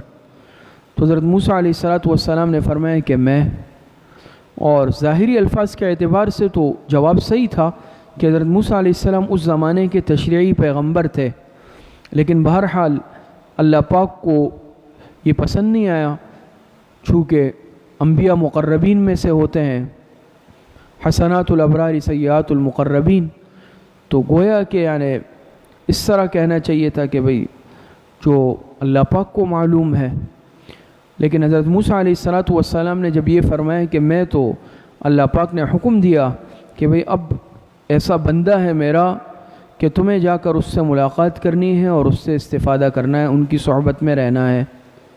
کون؟ حضرت خضر علیہ السلام۔ کہاں پر ہوں گے یہ سارا اللہ پاک نے بتا دیا، اس طرح مجمع البحرین، دو دریاؤں کے ملنے کی جگہ، وہاں جائیں، ملاقات ہے، تم جا کر ان سے ملاقات کرو، حضرت خضر علیہ السلام سے۔ تو حضرت موسیٰ علیہ السلام چل پڑے ان سے ملاقات کے لیے۔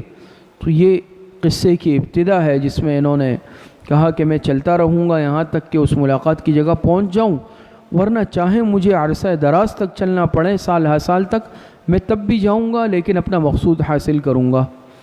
تو حضرت یوشع علیہ السلام جو بعد میں پیغمبر بنے، ان کے نائب بھی بنے، ان کو ساتھ لیا، اور علامت نشانی کیا تھی؟ ایک تلی ہوئی مچھلی ساتھ لی کہ جہاں پر یہ مچھلی زندہ ہو گئی، اس میں جان پڑ گئی، تو وہی ملاقات کی جگہ ہوگی، وہاں حضرت خضر علیہ السلام ملیں گے، مجمع البحرین جسے کہا جاتا ہے۔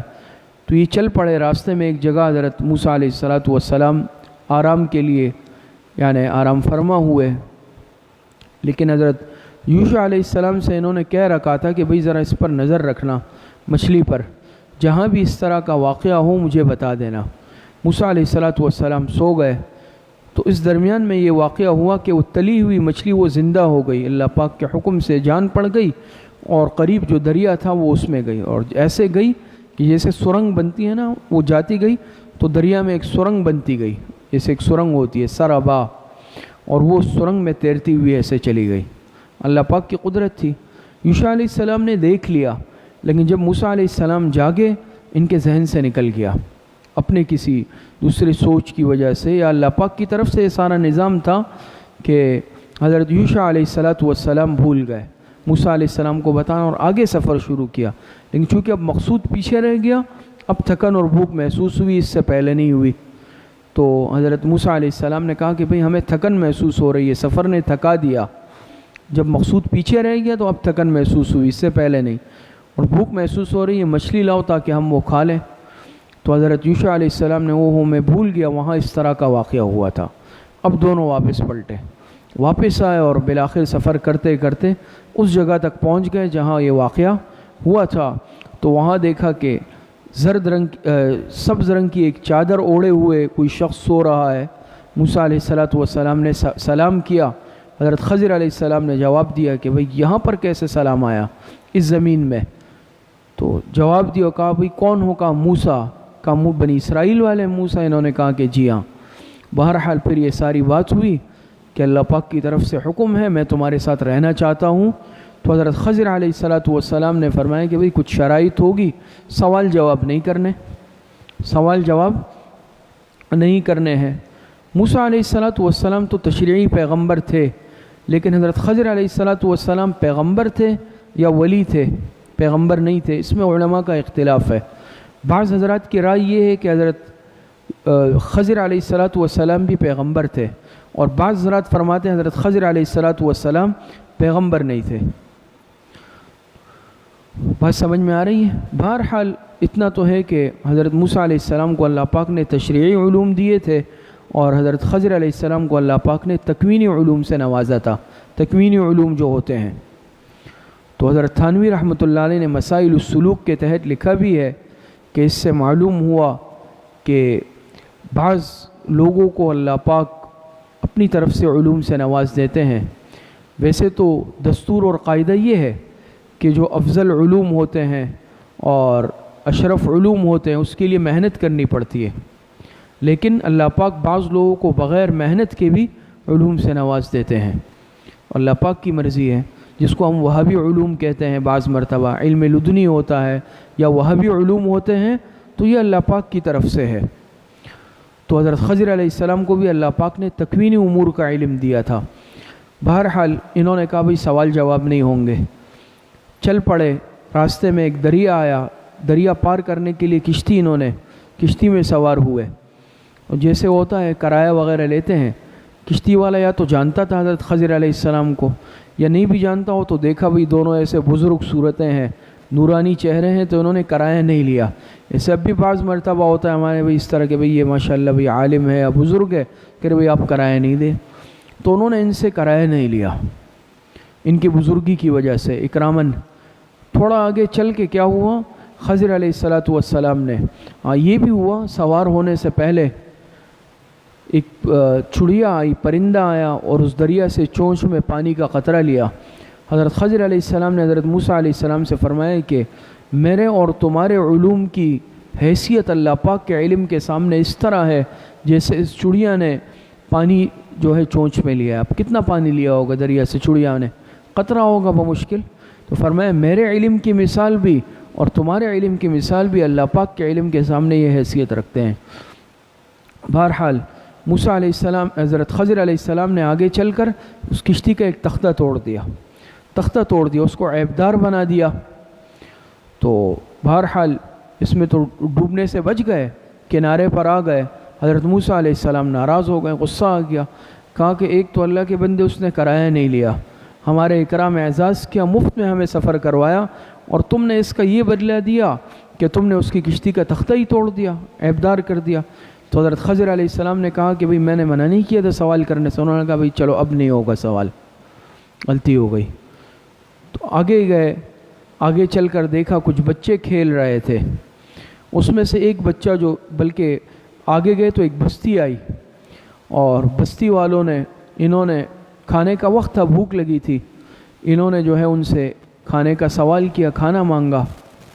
حضرت تھانوی رحمۃ اللہ علیہ فرماتے ہیں مسائل السلوک کے تحت کہ ضرورت کے تحت مجبوری میں انسان سوال کر سکتا ہے۔ اگر انسان کو بعض مرتبہ ضرورت پڑ جائے، سمجھ میں آ رہی ہے، اگر انسان ضرورت مند ہو مجبوری کی حالت میں سوال میں حرج نہیں ہے، البتہ سوال کرنے کو عادت نہیں بنانا چاہیے۔ تو دیکھیں یہاں کھانے کی حاجت تھی، ضرورت تھی، کوئی سبیل نہیں تھی، تو انہوں نے بستی والوں سے اپنے مہمان نوازی کا سوال کیا کہ بھئی ہمارا اکرام کر لو، کوئی مہمان نوازی کر لو، تو اس کی گنجائش ہے۔ لیکن وہ ایسے بخیل قسم کے لوگ تھے کہ انہوں نے صاف انکار کر دیا، مہمان نوازی ہم نہیں کر سکتے۔ خیر دیکھا ایک بہت بڑی دیوار تھی جو گرنے کے قریب تھی، لوگ اس سے بچ کے چلتے تھے اس ڈر کی وجہ سے کہ یہ دیوار ہم پہ گر نہیں جائے۔ حضرت خضر علیہ السلام نے اس دیوار کو اپنے ہاتھ سے سیدھا کر دیا۔ اب جو بھی صورت ہے بطور کرامت کے سیدھا کیا ہو، اگر پیغمبر ہے تو بطور معجزے کے سیدھا کیا ہو، ولی ہے تو بطور کرامت کے، اور یا پھر ہو سکتا ہے اللہ پاک نے اتنی طاقت دی ہو اسباب کہ انہوں نے اس دیوار کو بہرحال بالکل سیدھا کر دیا، مضبوط کر دیا۔ یہاں پھر حضرت موسیٰ علیہ السلام کو غصہ آ گیا کہ ایک تو یہ بستی والے ایسے یعنی بے مروت قسم کے لوگ ہیں کہ انہوں نے ہمارے اکرام سے بھی انکار کیا، مہمان نوازی سے، الٹا آپ نے ان کی دیوار صحیح کر دی جو گرنے والی تھی، یہ کام بھی آپ نے کر دیا۔ تو حضرت خضر علیہ السلام نے کہا کہ بھئی میں نے سوال سے منع کیا تھا۔ تو انہوں نے کہا کہ بس اب آخری مرتبہ، اب اگر میں نے سوال کیا تو ھذا فراق بینی و بینک، حضرت خضر علیہ السلام نے کہا اب سوال کیا اب جدائیگی ہو جائے گی۔ موسیٰ علیہ السلام نے فرمایا ٹھیک ہے اب سوال نہیں کروں گا، اب کیا تو پھر ٹھیک ہے، آپ کو اختیار ہے، آپ مجھے الگ کر دیں۔ آگے گئے، کچھ بچے کھیل رہے تھے، اس میں سے ایک بچہ بہت خوبصورت تھا اور ہوشیار سمجھدار بھی تھا، دیکھنے میں لگ رہا تھا کہ بڑا سمجھدار بچہ ہے اور بڑا خوبصورت ہوشیار۔ تو حضرت خضر علیہ السلام نے اس کو پکڑا اور اس کی گردن الگ کر دی۔ اب کوئی بھی صورت ہے کہ ذبح کر دیا یا گردن اکھیڑ دیا، الگ کر دیا، دیوار پہ سر مار دیا، اس کو مار ڈالا۔ یہاں تو حضرت موسیٰ علیہ السلام کو بہت زیادہ غصہ آیا کہ بھئی وہ دو تو خلاف شرع کام تھے ہی کہ بھئی کشتی عیبدار کر دی، لیکن چلیں بھئی گزارے لائق معاملہ تھا، یا دیوار سیدھی کر دی وہ بھی مناسب نہیں تھا، ان کے بے مروت لوگوں کے اس کے خلاف تھا۔ یہاں تو معاملہ قتل تک پہنچ گیا، ایک معصوم جان کو آپ نے قتل کر دیا، اقتلت نفسا زکیۃ بغیر نفس۔ تو حضرت خضر علیہ السلام نے فرمایا کہ بس اب ھذا فراق بینی و بینک، اب ہماری علیحدگی ہو گئی، ختم۔ تو حضرت خضر موسیٰ علیہ السلام نے فرمایا ٹھیک ہے کہ بھئی علیحدہ تو ہو گئے، معاملہ ختم ہو گیا، لیکن کم از کم آپ بتا دیجئے کہ بھئی اس معاملات کی حقیقت کیا تھی، ان کے اسرار سے اور ان امور تکوینیہ کے حقائق سے ہمیں واقف کر دیجئے۔ تو حضرت خضر علیہ السلام نے فرمایا کہ بھئی جہاں تک معاملہ وہ کشتی کا تھا، تو آگے جو کشتی جا رہی تھی، آگے ایک ظالم بادشاہ کی حکومت تھی، اور اس ظالم بادشاہ کی عادت تھی وہ جو صحیح سالم کشتی دیکھتا، خوبصورت کشتی دیکھتا، اس کو اپنے قبضے میں لے لیتا، اس کو قبضے میں لے کر یعنی قبضہ کر لیتا، غصب کر لیتا۔ اور یہ کشتی والا غریب آدمی تھا، اس کا سارا گزر بسر اسی کشتی پر ہوتا تھا، اسی کمائی پر۔ اور وہ بادشاہ جو تھا عیبدار کشتی نہیں لیتا تھا قبضے میں، اس کو چھوڑ دیتا تھا، جس میں عیب ہوتا تھا بے عیب کشتی قبضہ کر لیتا تھا۔ تو اس کی کشتی کے بارے میں یہ امکان تھا کہ وہ بادشاہ اس سے غصب کر لے اور یہ بیچارہ پھر یعنی بے روزگار ہو جائے، پریشان ہو جائے۔ تو میں نے اس کی کشتی کو عیبدار کر دیا تاکہ وہ بادشاہ اس کی کشتی کو غصب نہ کر لے، اپنی تحویل میں نہ لے لے۔ اور جیسے بعض مفسرین نے لکھا ہے کہ آگے جا کے دوبارہ انہوں نے اس تختے کو جوڑ دیا تھا، ٹھیک کر دیا اس کشتی کو، وہ یہ وجہ تھی۔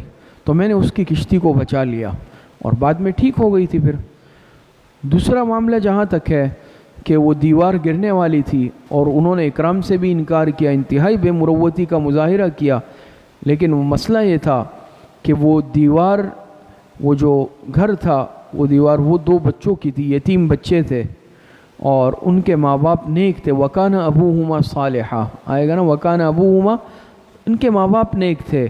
انہوں نے ان بچوں کے لیے اس کے نیچے یعنی کچھ خزانہ، پیسے، روپے وغیرہ دفن کر کے رکھے تھے، تاکہ جب یہ بالغ ہو جائیں، بڑے ہو جائیں، تو یہ اس خزانے کو خود نکال کے اپنے لیے استعمال کرے، ورنہ لوگ قبضہ کر لیں گے، ہتھیا لیں گے مال۔ تو وہ دیوار گرنے والی تھی، اور اگر یہ گر جاتی تو نیچے جو ان کے ماں باپ نے ان کے لیے مال رکھا تھا وہ ظاہر ہو جاتا، لوگ اس کو لے لیتے، یہ بچے اسی طرح رہ جاتے۔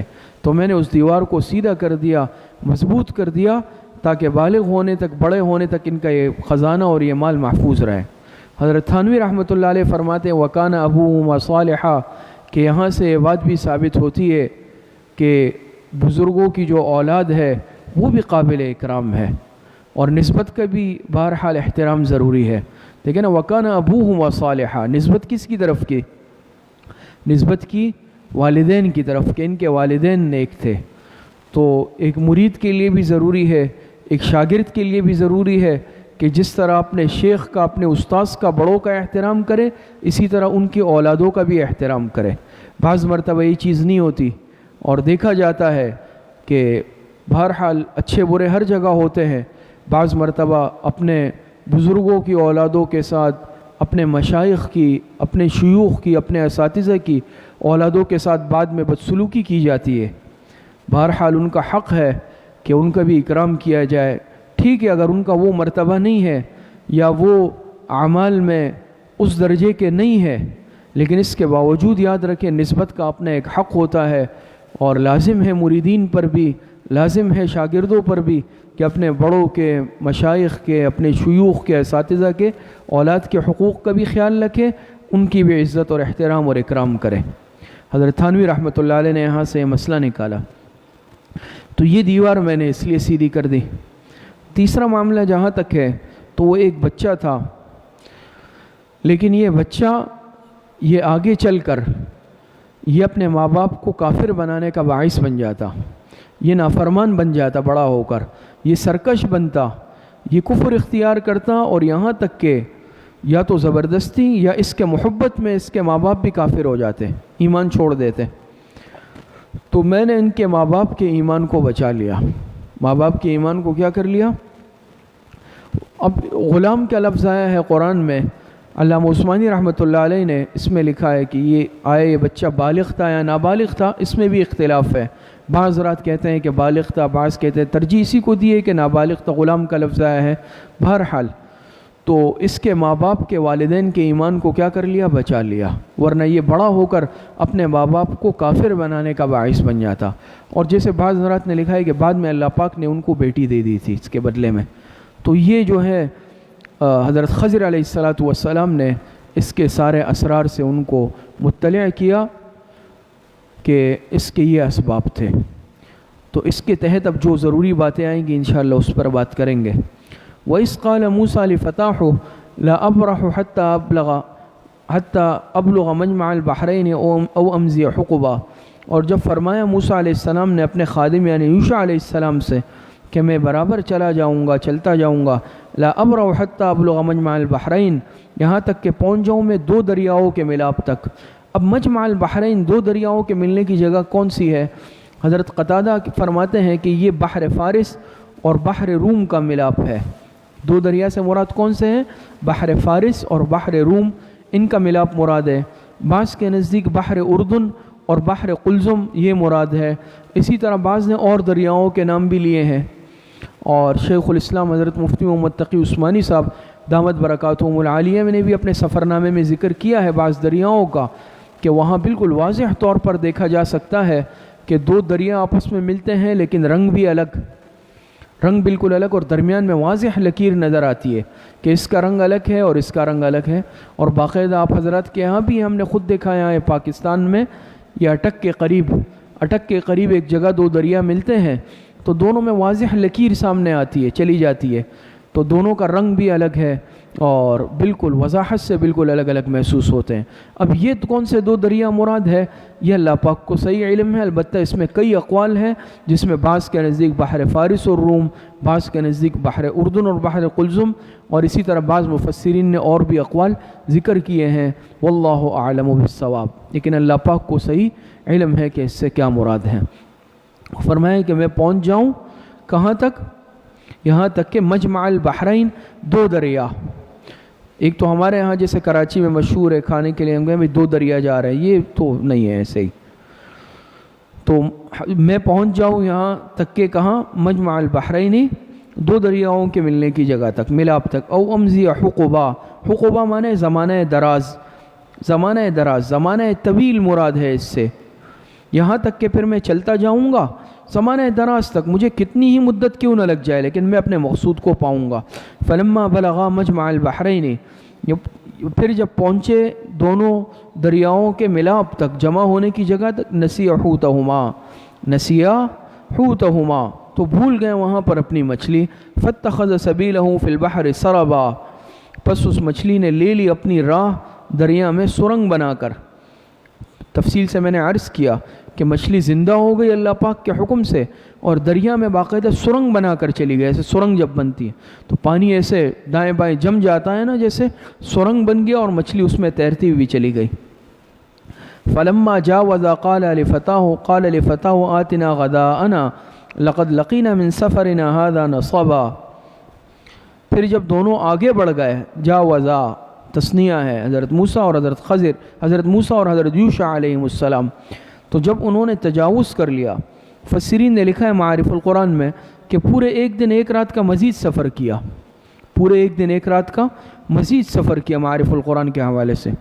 تو فلما جاوزا، جب دونوں آگے بڑھ گئے تو موسیٰ علیہ السلام نے کہا اپنے خادم یعنی حضرت یوشع علیہ السلام سے، آتنا غداءنا، بھئی لے آؤ کھانا، ناشتہ لے آؤ، لقد لقینا من سفرنا، یعنی وہ مچھلی لے آؤ، لقد لقینا من سفرنا هذا نصبا، تو بلا شبہ ہم نے پائی ہے اس سفر میں بڑی تکلیف، تھکان، نصب سے مراد تکلیف یا تھکان، تھک گئے ہیں، تھکان پائی ہے۔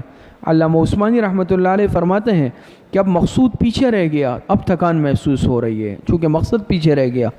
قال ارأيت اذ اوینا الى الصخرة فانی نسیت الحوت، خادم نے کہا، یوشع علیہ السلام نے کہا، ارأيت اذ اوینا الى الصخرة فانی نسیت الحوت، کہ کیا دیکھا آپ نے جب ہم نے جگہ پکڑی اس پتھر کے پاس، فانی نسیت الحوت، تو بے شک تو میں بھول گیا مچھلی، میں تو بھول گیا مچھلی کو، اور مجھے نہیں بلایا مگر شیطان نے۔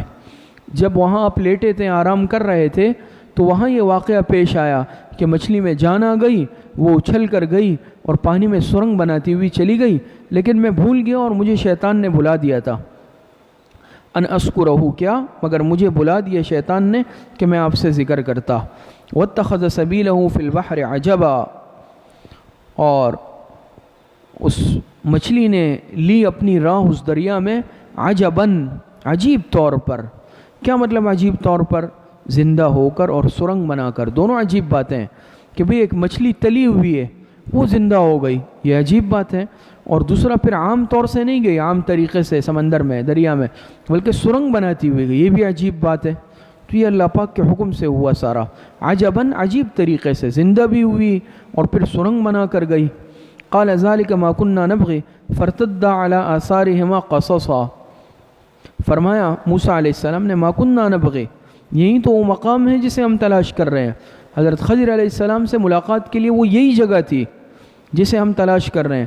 فارتد على آثارهما قصصا، پس دونوں الٹے پھرے اپنے قدموں کے نشانات پر نقش پہچانتے ہوئے، اپنے نقش قدم پر واپس چل پڑے، اسی راستے پر جس راستے پر آئے تھے، اور تو اسی راستے پر دوبارہ دونوں حضرات واپس چل پڑے۔ فرتد علی آثارہما قصصا، واپس چلے نشانات دیکھتے ہوئے۔ فوجد عبدا من عبادنا، پس جب وہاں پہنچے تو وہاں پر پایا عبدا من عبادنا، ایک بندے کو ہمارے بندوں میں سے، اللہ پاک فرماتے ہیں انہوں نے حضرت موسیٰ اور حضرت یوشع علیہ السلام نے وہاں پر ایک بندے کو پایا ہمارے بندوں میں سے، آتیناہ رحمتا من عندنا، جس کو ہم نے دی تھی اپنی خاص رحمت اپنے پاس سے۔ خاص رحمت، بعض حضرات نے اس کے معنی نبوت سے لیے ہیں کہ رحمت سے مراد کیا ہے؟ رحمت سے مراد ہے نبوت۔ تو بعض حضرات اسی لیے فرماتے ہیں کہ حضرت خضر علیہ السلام پیغمبر بھی تھے۔ تو ہم نے پایا وہاں اپنے ایک بندے کو جس کو اللہ پاک نے دی تھی اپنی خاص رحمت اپنے پاس سے، وَعَلَّمْنَاهُ مِن لَدُنَّا عِلْمًا، اور اللہ پاک فرماتے ہیں ہم نے اس کو سکھایا تھا اپنے پاس سے ایک خاص علم۔ عَلَّمْنَاهُ مِن لَدُنَّا یعنی بلا واسطہ اسباب، بلا واسطہ اسباب، اور ہم نے دیا تھا اس کو اپنے پاس سے ایک خاص علم۔ حضرت تھانوی رحمۃ اللہ علیہ فرماتے ہیں کہ ویسے تو کمال حاصل کرنے کے لیے اور علم حاصل کرنے کے لیے محنت کی ضرورت پڑتی ہے، لیکن اللہ پاک بعض بندوں کو بغیر محنت کے بھی عطا فرما دیتے ہیں اپنی طرف سے۔ تو یہ حضرت خضر علیہ السلام تھے۔ کون تھے؟ حضرت خضر علیہ السلام۔ میں نے عرض کیا کہ حضرت خضر علیہ السلام پیغمبر تھے یا نہیں تھے، تو اس میں اختلاف ہے۔ بعض حضرات فرماتے ہیں اور راجح بھی یہ ہے کہ خضر علیہ السلام پیغمبر تھے، اور بعض فرماتے ہیں کہ پیغمبر نہیں تھے، اللہ پاک کے ولی تھے۔ اب ان کا اصل نام ہے یا اصل نام نہیں ہے، تو بعض حضرات جمہور کے نزدیک حضرت خضر علیہ السلام یہ جو ہے ان کا لقب ہے، اور ان کا نام کیا ہے؟ نام ان کا لکھا ہے بلیہ بن ملکان، بلیہ بن ملکان، اور یہ خضر جو ہے یہ ان کا لقب ہے۔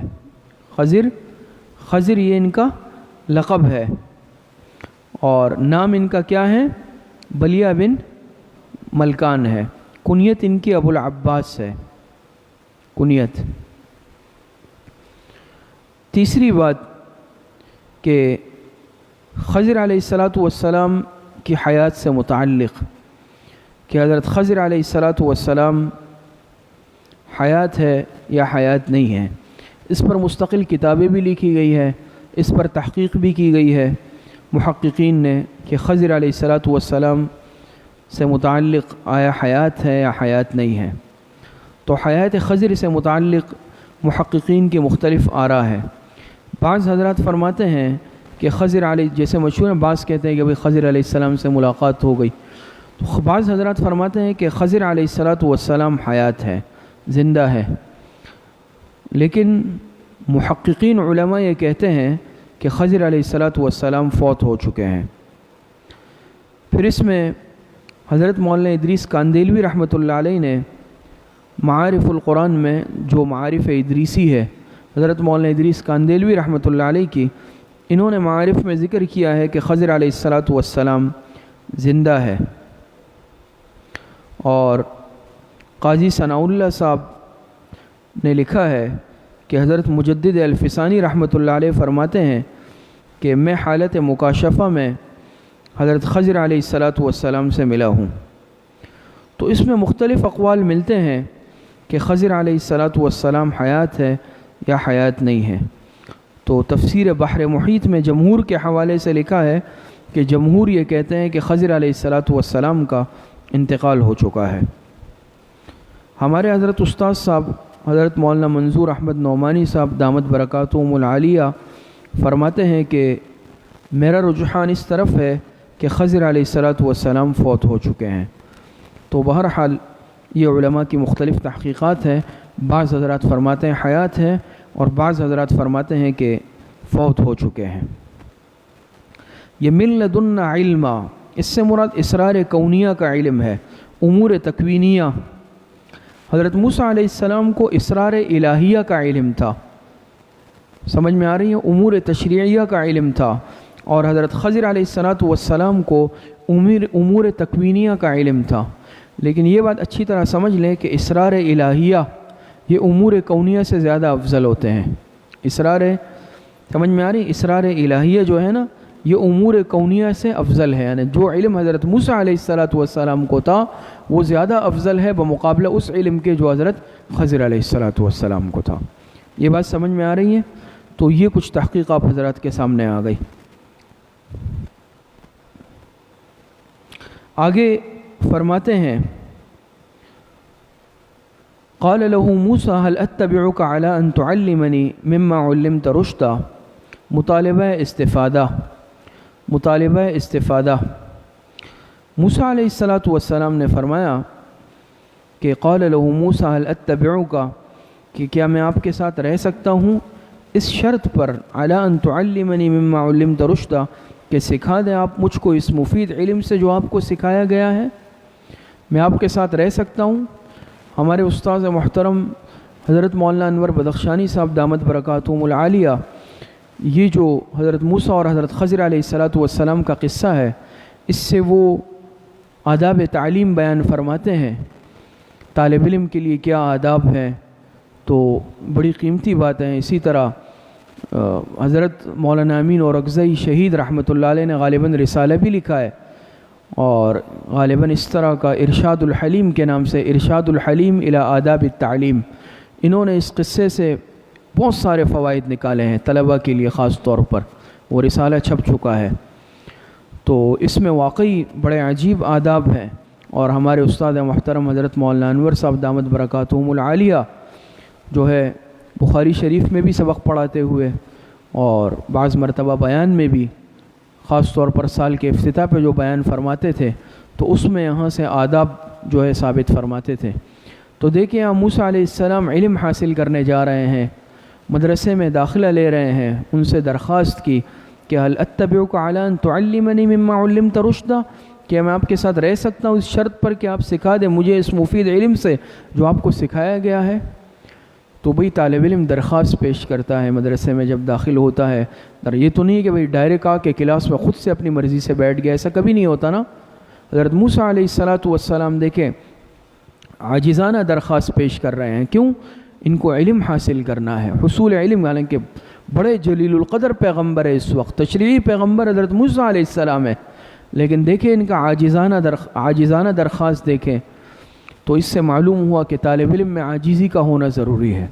تو طالب علم درخواست پیش کرے گا، اور باقاعدہ جو مدرسے کا ضابطہ ہوتا ہے، ضابطے کے مطابق جیسے فارم فل کرنا ہوتا ہے، اور جو ضروری، تو طالب علم میں علم کی طلب ہونی چاہیے، طلب علم۔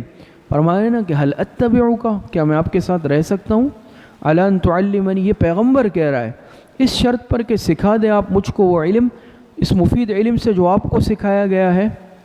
عاجزانہ درخواست۔ قال انک لن تستطیع معی صبرا، حضرت خضر علیہ السلام نے فرمایا بے شک تو ہرگز نہیں کر سکے گا میرے ساتھ صبر۔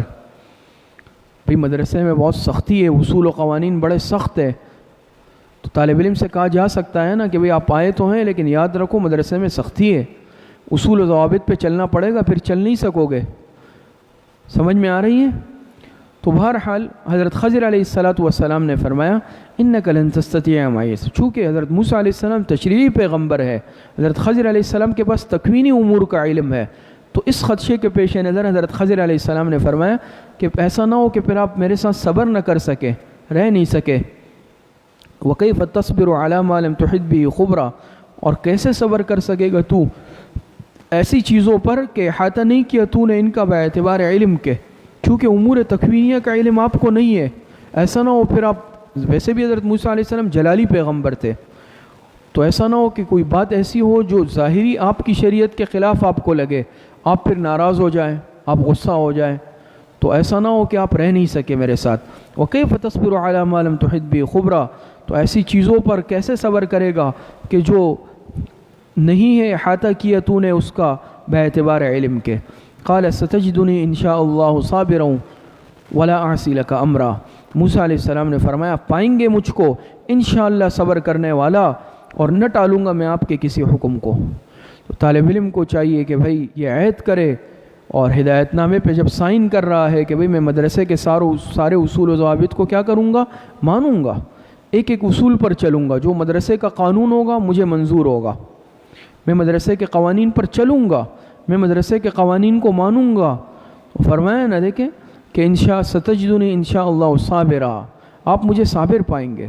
اور حالات طالب علم پر بھی آتے ہیں، بھئی حالات آ گئے، بعض مرتبہ یہ ہے کہ اب تو ماشاءاللہ مزے ہیں، لیکن پرانے ہمارے اکابرین مشائخ بزرگوں نے جو علم حاصل کیا ہے، کیسی تنگ دستی کے ساتھ، فقر کے ساتھ، غربت کے ساتھ، مشکل حالات میں اس کے باوجود علم پر صبر کیا۔ تو طالب علم پر حالات بھی آئے، کبھی کسی دن کھانا نہیں ملے گا، کبھی پیسے نہیں ہوں گے، کبھی حالات آئیں گے، لیکن کیا ہے بھائی، مجھے صبر کرنا ہے حصول علم کے لیے۔ تو ستجدنی انشاءاللہ صابرا، اب تو ایسا زمانہ آئی ہے کہ اب تو طالب علم اپنی شرطیں لگا رہے، تو انشاءاللہ صابرا، صبر کرنے والا پائیں گے۔ ولا اعصی لک امرا، طالب علم یہ عہد کرے گا بھائی کہ میں کوئی قانون کی خلاف ورزی نہیں کروں گا، میں قانون کے خلاف نہیں چلوں گا، جو مدرسے کا قانون ہے یا آئندہ بنے گا مجھے وہ منظور ہوگا۔ ولا اعصی لک امرا۔ قال فإن اتبعتنی فلا تسألنی عن شیء حتی احدث لک منہ ذکرا، شرط استفادہ، شرط لگا دی حضرت خضر علیہ السلام نے، شرط لگا دی داخلے کے لیے۔ قال فإن اتبعتنی، اگر میرے ساتھ رہنے چاہتے ہو، خضر علیہ السلام نے فرمایا، تو فلا تسألنی عن شیء، سوال نہیں کرنا مجھ سے کسی چیز کے متعلق، حتی احدث لک منہ ذکرا، یہاں تک کہ شروع کر دوں میں آپ کے سامنے خود اس کا تذکرہ، میں خود بیان نہیں کروں، آپ کو سوال نہیں کرنا۔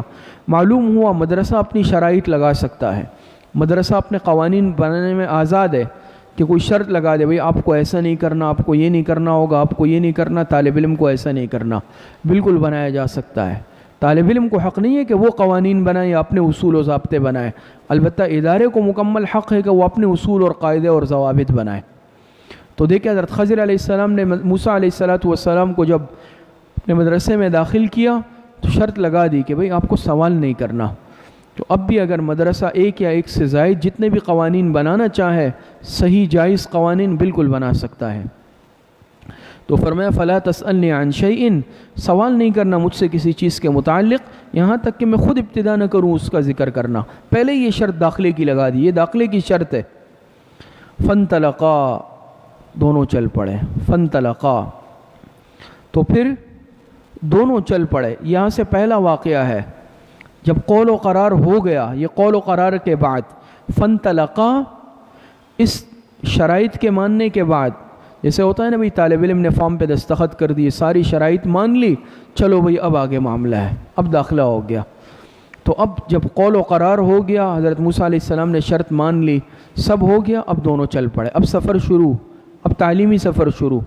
حتیٰ اذا رکبا فی السفینۃ، یہاں تک کہ جب وہ سوار ہوئے کشتی میں، خرقہا، تو پھاڑ ڈالا اس کو، اس کا تختہ، خرقہا بالفاس، یہ فاس کہتے ہیں کھلاڑی کو، کھلاڑی لی یا اس طرح کی کوئی چیز تھی، اس سے اس کے ایک تختے کو اکھاڑ دیا، توڑ دیا بالکل۔ قال اخرقتها لتغرق اهلها، تنقید موسیٰ علیہ السلام۔ جب یہ دیکھا موسیٰ علیہ السلام نے تو حضرت خضر علیہ السلام سے فرمایا کہ تو نے اس کو اس لیے پھاڑ دیا تاکہ غرق کر دے کشتی والوں کو، تم یہ چاہتے ہو کہ سب ڈوب جائیں ہم سب۔ لقد جئت شیئا امرا، البتہ لایا ہے تو ایک چیز انوکھی، بھاری کام کیا ہے تو نے کیا ہے کیا؟ لقد جئت شیئا امرا، لایا ہے تو ایک بھاری کام، یا کیا ہے تم نے ایک انوکھا کام۔ امرا کہا، اچھا، قال الم اقل لك انك لن تستطيع معي صبرا، فرمایا کیا نہ کہا تھا میں نے بے شک کہ تو صبر نہیں کر سکے گا ہرگز میرے ساتھ، صبر کرنا۔ اب طالب علم کا سیماہی امتحان ہوا مثال کے طور پر، یہ خدا نخواستہ کوئی وہ تشبیہ کلی مراد نہیں ہے، وہ تو پیغمبروں کا قصہ ہے، یہ جو آداب تعلیم اس سے نکالے گئے ہیں۔ مثال کے طور پہ بھئی طالب علم سے کہا بھئی امتحان میں پاس ہونا شرط ہے، اتنے نمبر لینا، اب سیماہی امتحان ہوا، بھئی سیماہی امتحان میں طالب علم فیل ہو گیا مثال کے طور پر، تو قال انک لن تستطیع، حضرت موسیٰ علیہ السلام سوال کر بیٹھے، خضر علیہ السلام نے منع کیا تھا، تو فرمایا کہ میں نے آپ کو منع نہیں کیا تھا کہ بھئی آپ کو سوال نہیں کرنا؟ قال لا تؤاخذنی بما نسیت ولا ترهقنی من امری عسرا، موسیٰ علیہ السلام نے فرمایا لا تؤاخذنی بما نسیت، گرفت نہیں فرما مجھ سے اس چیز کی، آپ مت فرمائیے، بما نسیت، جو مجھ سے بھول سے ہو گئی ہے، میں بھول گیا تھا کہ مجھے سوال نہیں کرنا، تو یہ بھول سے ہو گیا ہے، تو یہ بھول سے ہوا، لہٰذا آپ گرفت نہ فرمائیے، ولا ترهقنی من امری عسرا، اور نہ ڈالیں مجھ پر میرے معاملے میں تنگی، تنگی مت ڈالیے، بس چھوڑ دیں اس کو، درگزر کر دیں، یہ بھول سے ہوا ہے، یہ غلطی سے ہوا ہے۔ فانطلقا، پھر چل پڑے۔ یہاں دوسرا واقعہ ہے، پہلا واقعہ ہوا ہے کشتی کا، اب دوسرا حتی اذا لقیا غلاما فقتلہ، یہاں تک کہ وہ دونوں ملے ایک لڑکے سے۔ میں نے کہا کچھ لڑکے کھیل رہے تھے، مفسرین نے لکھا ایک بچہ اس میں سب سے زیادہ خوبصورت، ہوشیار اور سمجھدار تھا، وہ کیا کیا؟ فقتلہ، اس کا نام جیسور لکھا ہے، اس بچے کا نام لکھا ہے جیسور۔ حضرت خضر علیہ السلام نے اس بچے کو پکڑا اور پکڑ کر اس بچے کو کیا کر دیا؟ اس بچے کو مار ڈالا، اس بچے کو قتل کر دیا حضرت خضر علیہ السلام نے۔ قال قتلت نفسا زکیۃ بغیر نفس، تنقید موسیٰ، تنقید موسیٰ۔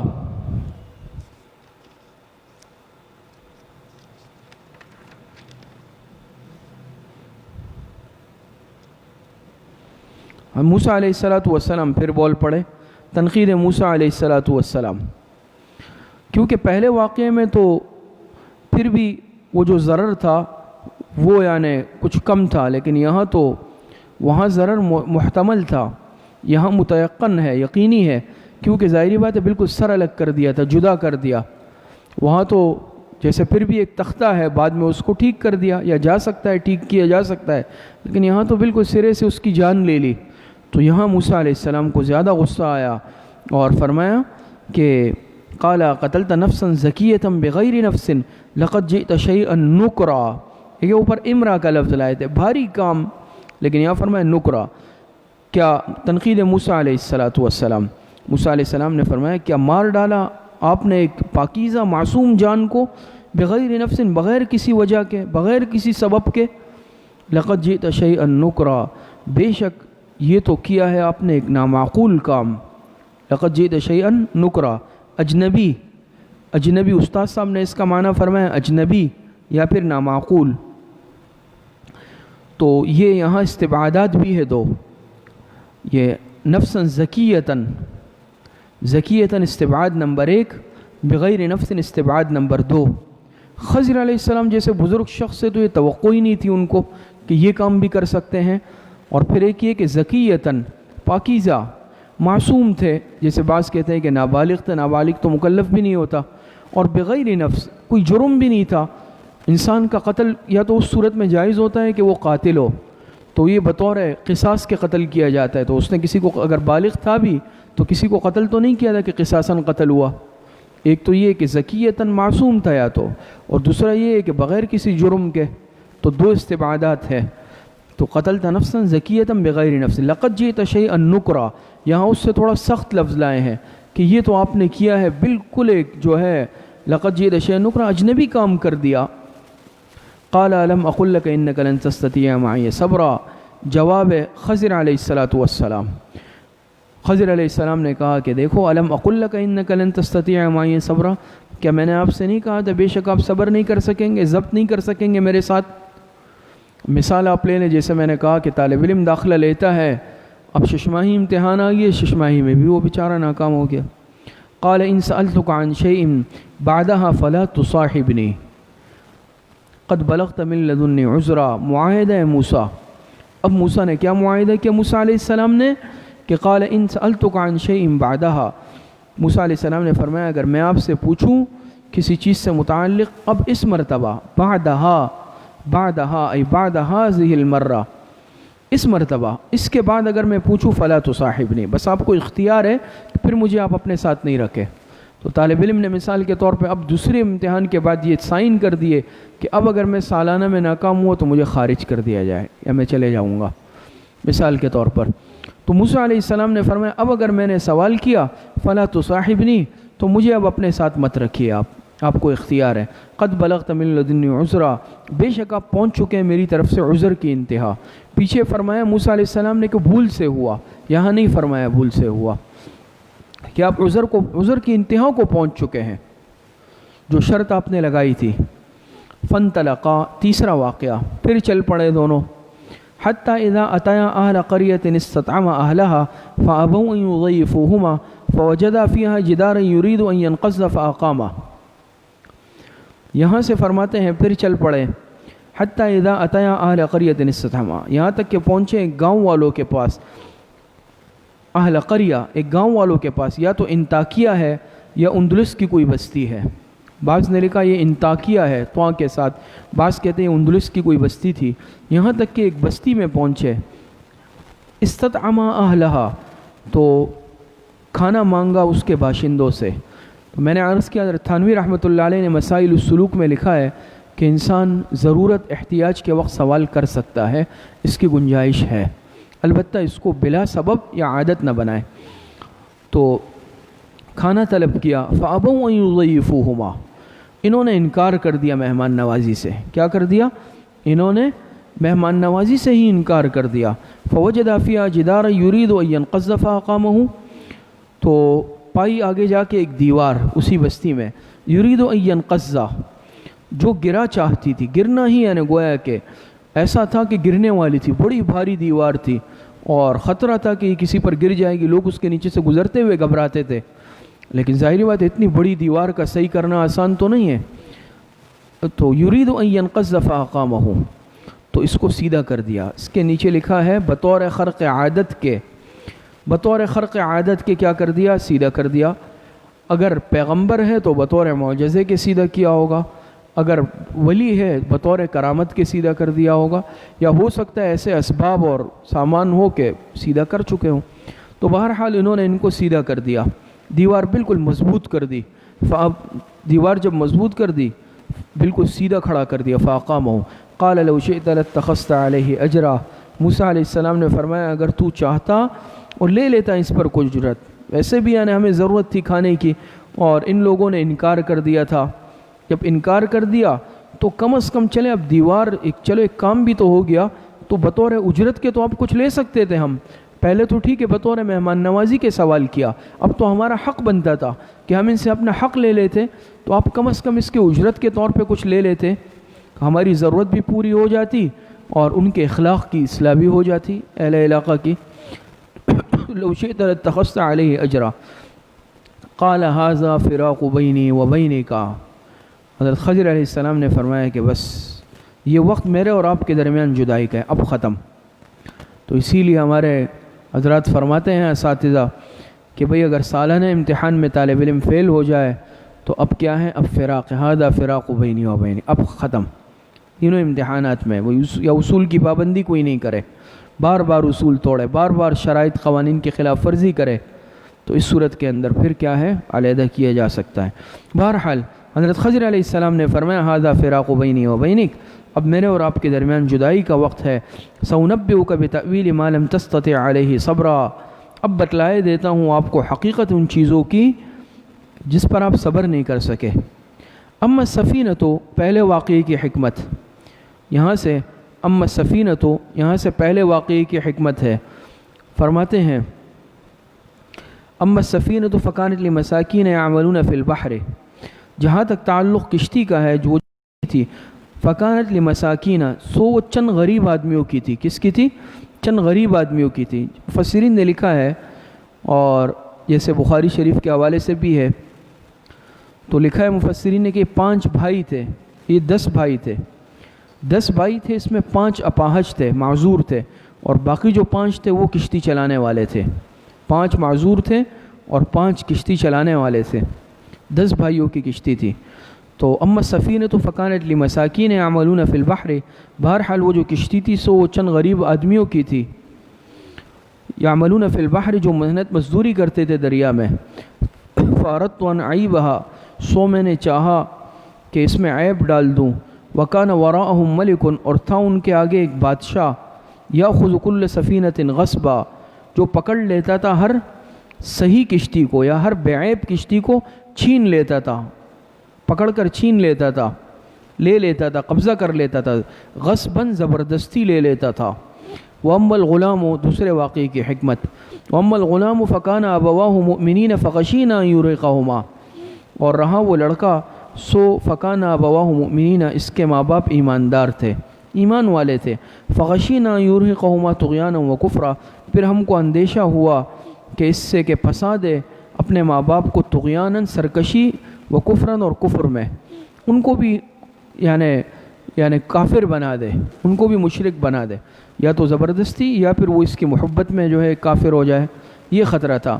فَأَرَدْنَا أَن يُبَدِّلَهُمَا رَبُّهُمَا خَيْرًا مِّنْهُ، پس ہم نے چاہا کہ بدلہ دے ان کو ان کا رب خیرًا منہ، اس سے بہتر پاکیزگی میں، واقرب رحمہ، اور نزدیک تر شفقت میں، اور نزدیک تر شفقت میں۔ تو اللہ پاک نے چاہا، اللہ پاک نے حضرت خضر علیہ السلام کو بتا دیا تھا کہ یہ بچہ یہ خلقتاً کافر ہے، یہ کیا ہے؟ یہ خلقتاً کافر ہے۔ تو ارادہ کیا کہ یہ اپنے ماں باپ کے مذہب کو چونکہ بدل دے گا، تو اس لیے ہم نے چاہا کہ اللہ پاک ان کا رب ان کو بدلہ دے دے خیرًا منہ زکاتاً، زیادہ بہتر اس سے پاکیزگی میں، یعنی پاکیزگی دین میں، کس میں؟ پاکیزگی دین، واقرب رحمہ، اور نزدیک تر شفقت میں۔ وَأَمَّا الْجِدَارُ، تیسرے واقعے کی حکمت، فَكَانَ لِغُلَامَيْنِ یتیمین فی الْمَدِینَةِ، تیسرے واقعے کی حکمت فرماتے ہیں وَأَمَّا الْجِدَارُ فَكَانَ لِغُلَامَيْنِ یتیمین فی الْمَدِینَةِ، اور رہی وہ دیوار تو وہ دو یتیم لڑکوں کی تھی، دو یتیم بچوں کی تھی، فی الْمَدِینَةِ، شہر میں، وَكَانَ تَحْتَهُ كَنْزٌ لَهُمَا، اور اس دیوار کے نیچے ان دونوں کا خزانہ تھا، وَكَانَ أَبُوهُمَا صَالِحًا، اور ان دونوں کا باپ نیک آدمی تھا، ان دونوں کا باپ کیا تھا؟ نیک آدمی تھا۔ فَأَرَادَ رَبُّكَ، حضرت تھانوی رحمۃ اللہ علیہ نے لکھا ہے مسائل السلوک میں نے ابھی آپ حضرات کے سامنے عرض کیا کہ دیکھیں ان کے والد نیک آدمی تھا، لیکن ان کو بھی یہ صلہ دیا، اسی لیے فرمایا کہ جو اکابر ہے، بزرگ ہے، مشائخ ہے، ان کی اولاد کا بھی حق ہے اور نسبت کا بھی احترام کرنا چاہیے، بزرگوں کی اولاد کا، مشائخ کی اولاد کا۔ وہ فرمایا وَكَانَ أَبُوهُمَا صَالِحًا، دونوں کا باپ نیک آدمی تھا۔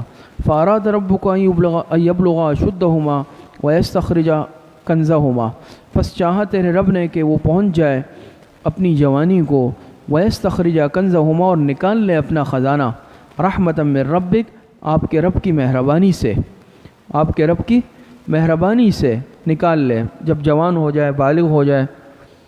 وما فعلته عن امری، اور نہیں کیا میں نے کوئی کام اپنی رائے سے، میں نے کوئی کام اپنی رائے سے نہیں کیا۔ ذالک تأویل ما لم تستطع علیہ صبرا، یہ ہے حقیقت ان باتوں کی جن پر آپ سے صبر نہیں ہو سکا۔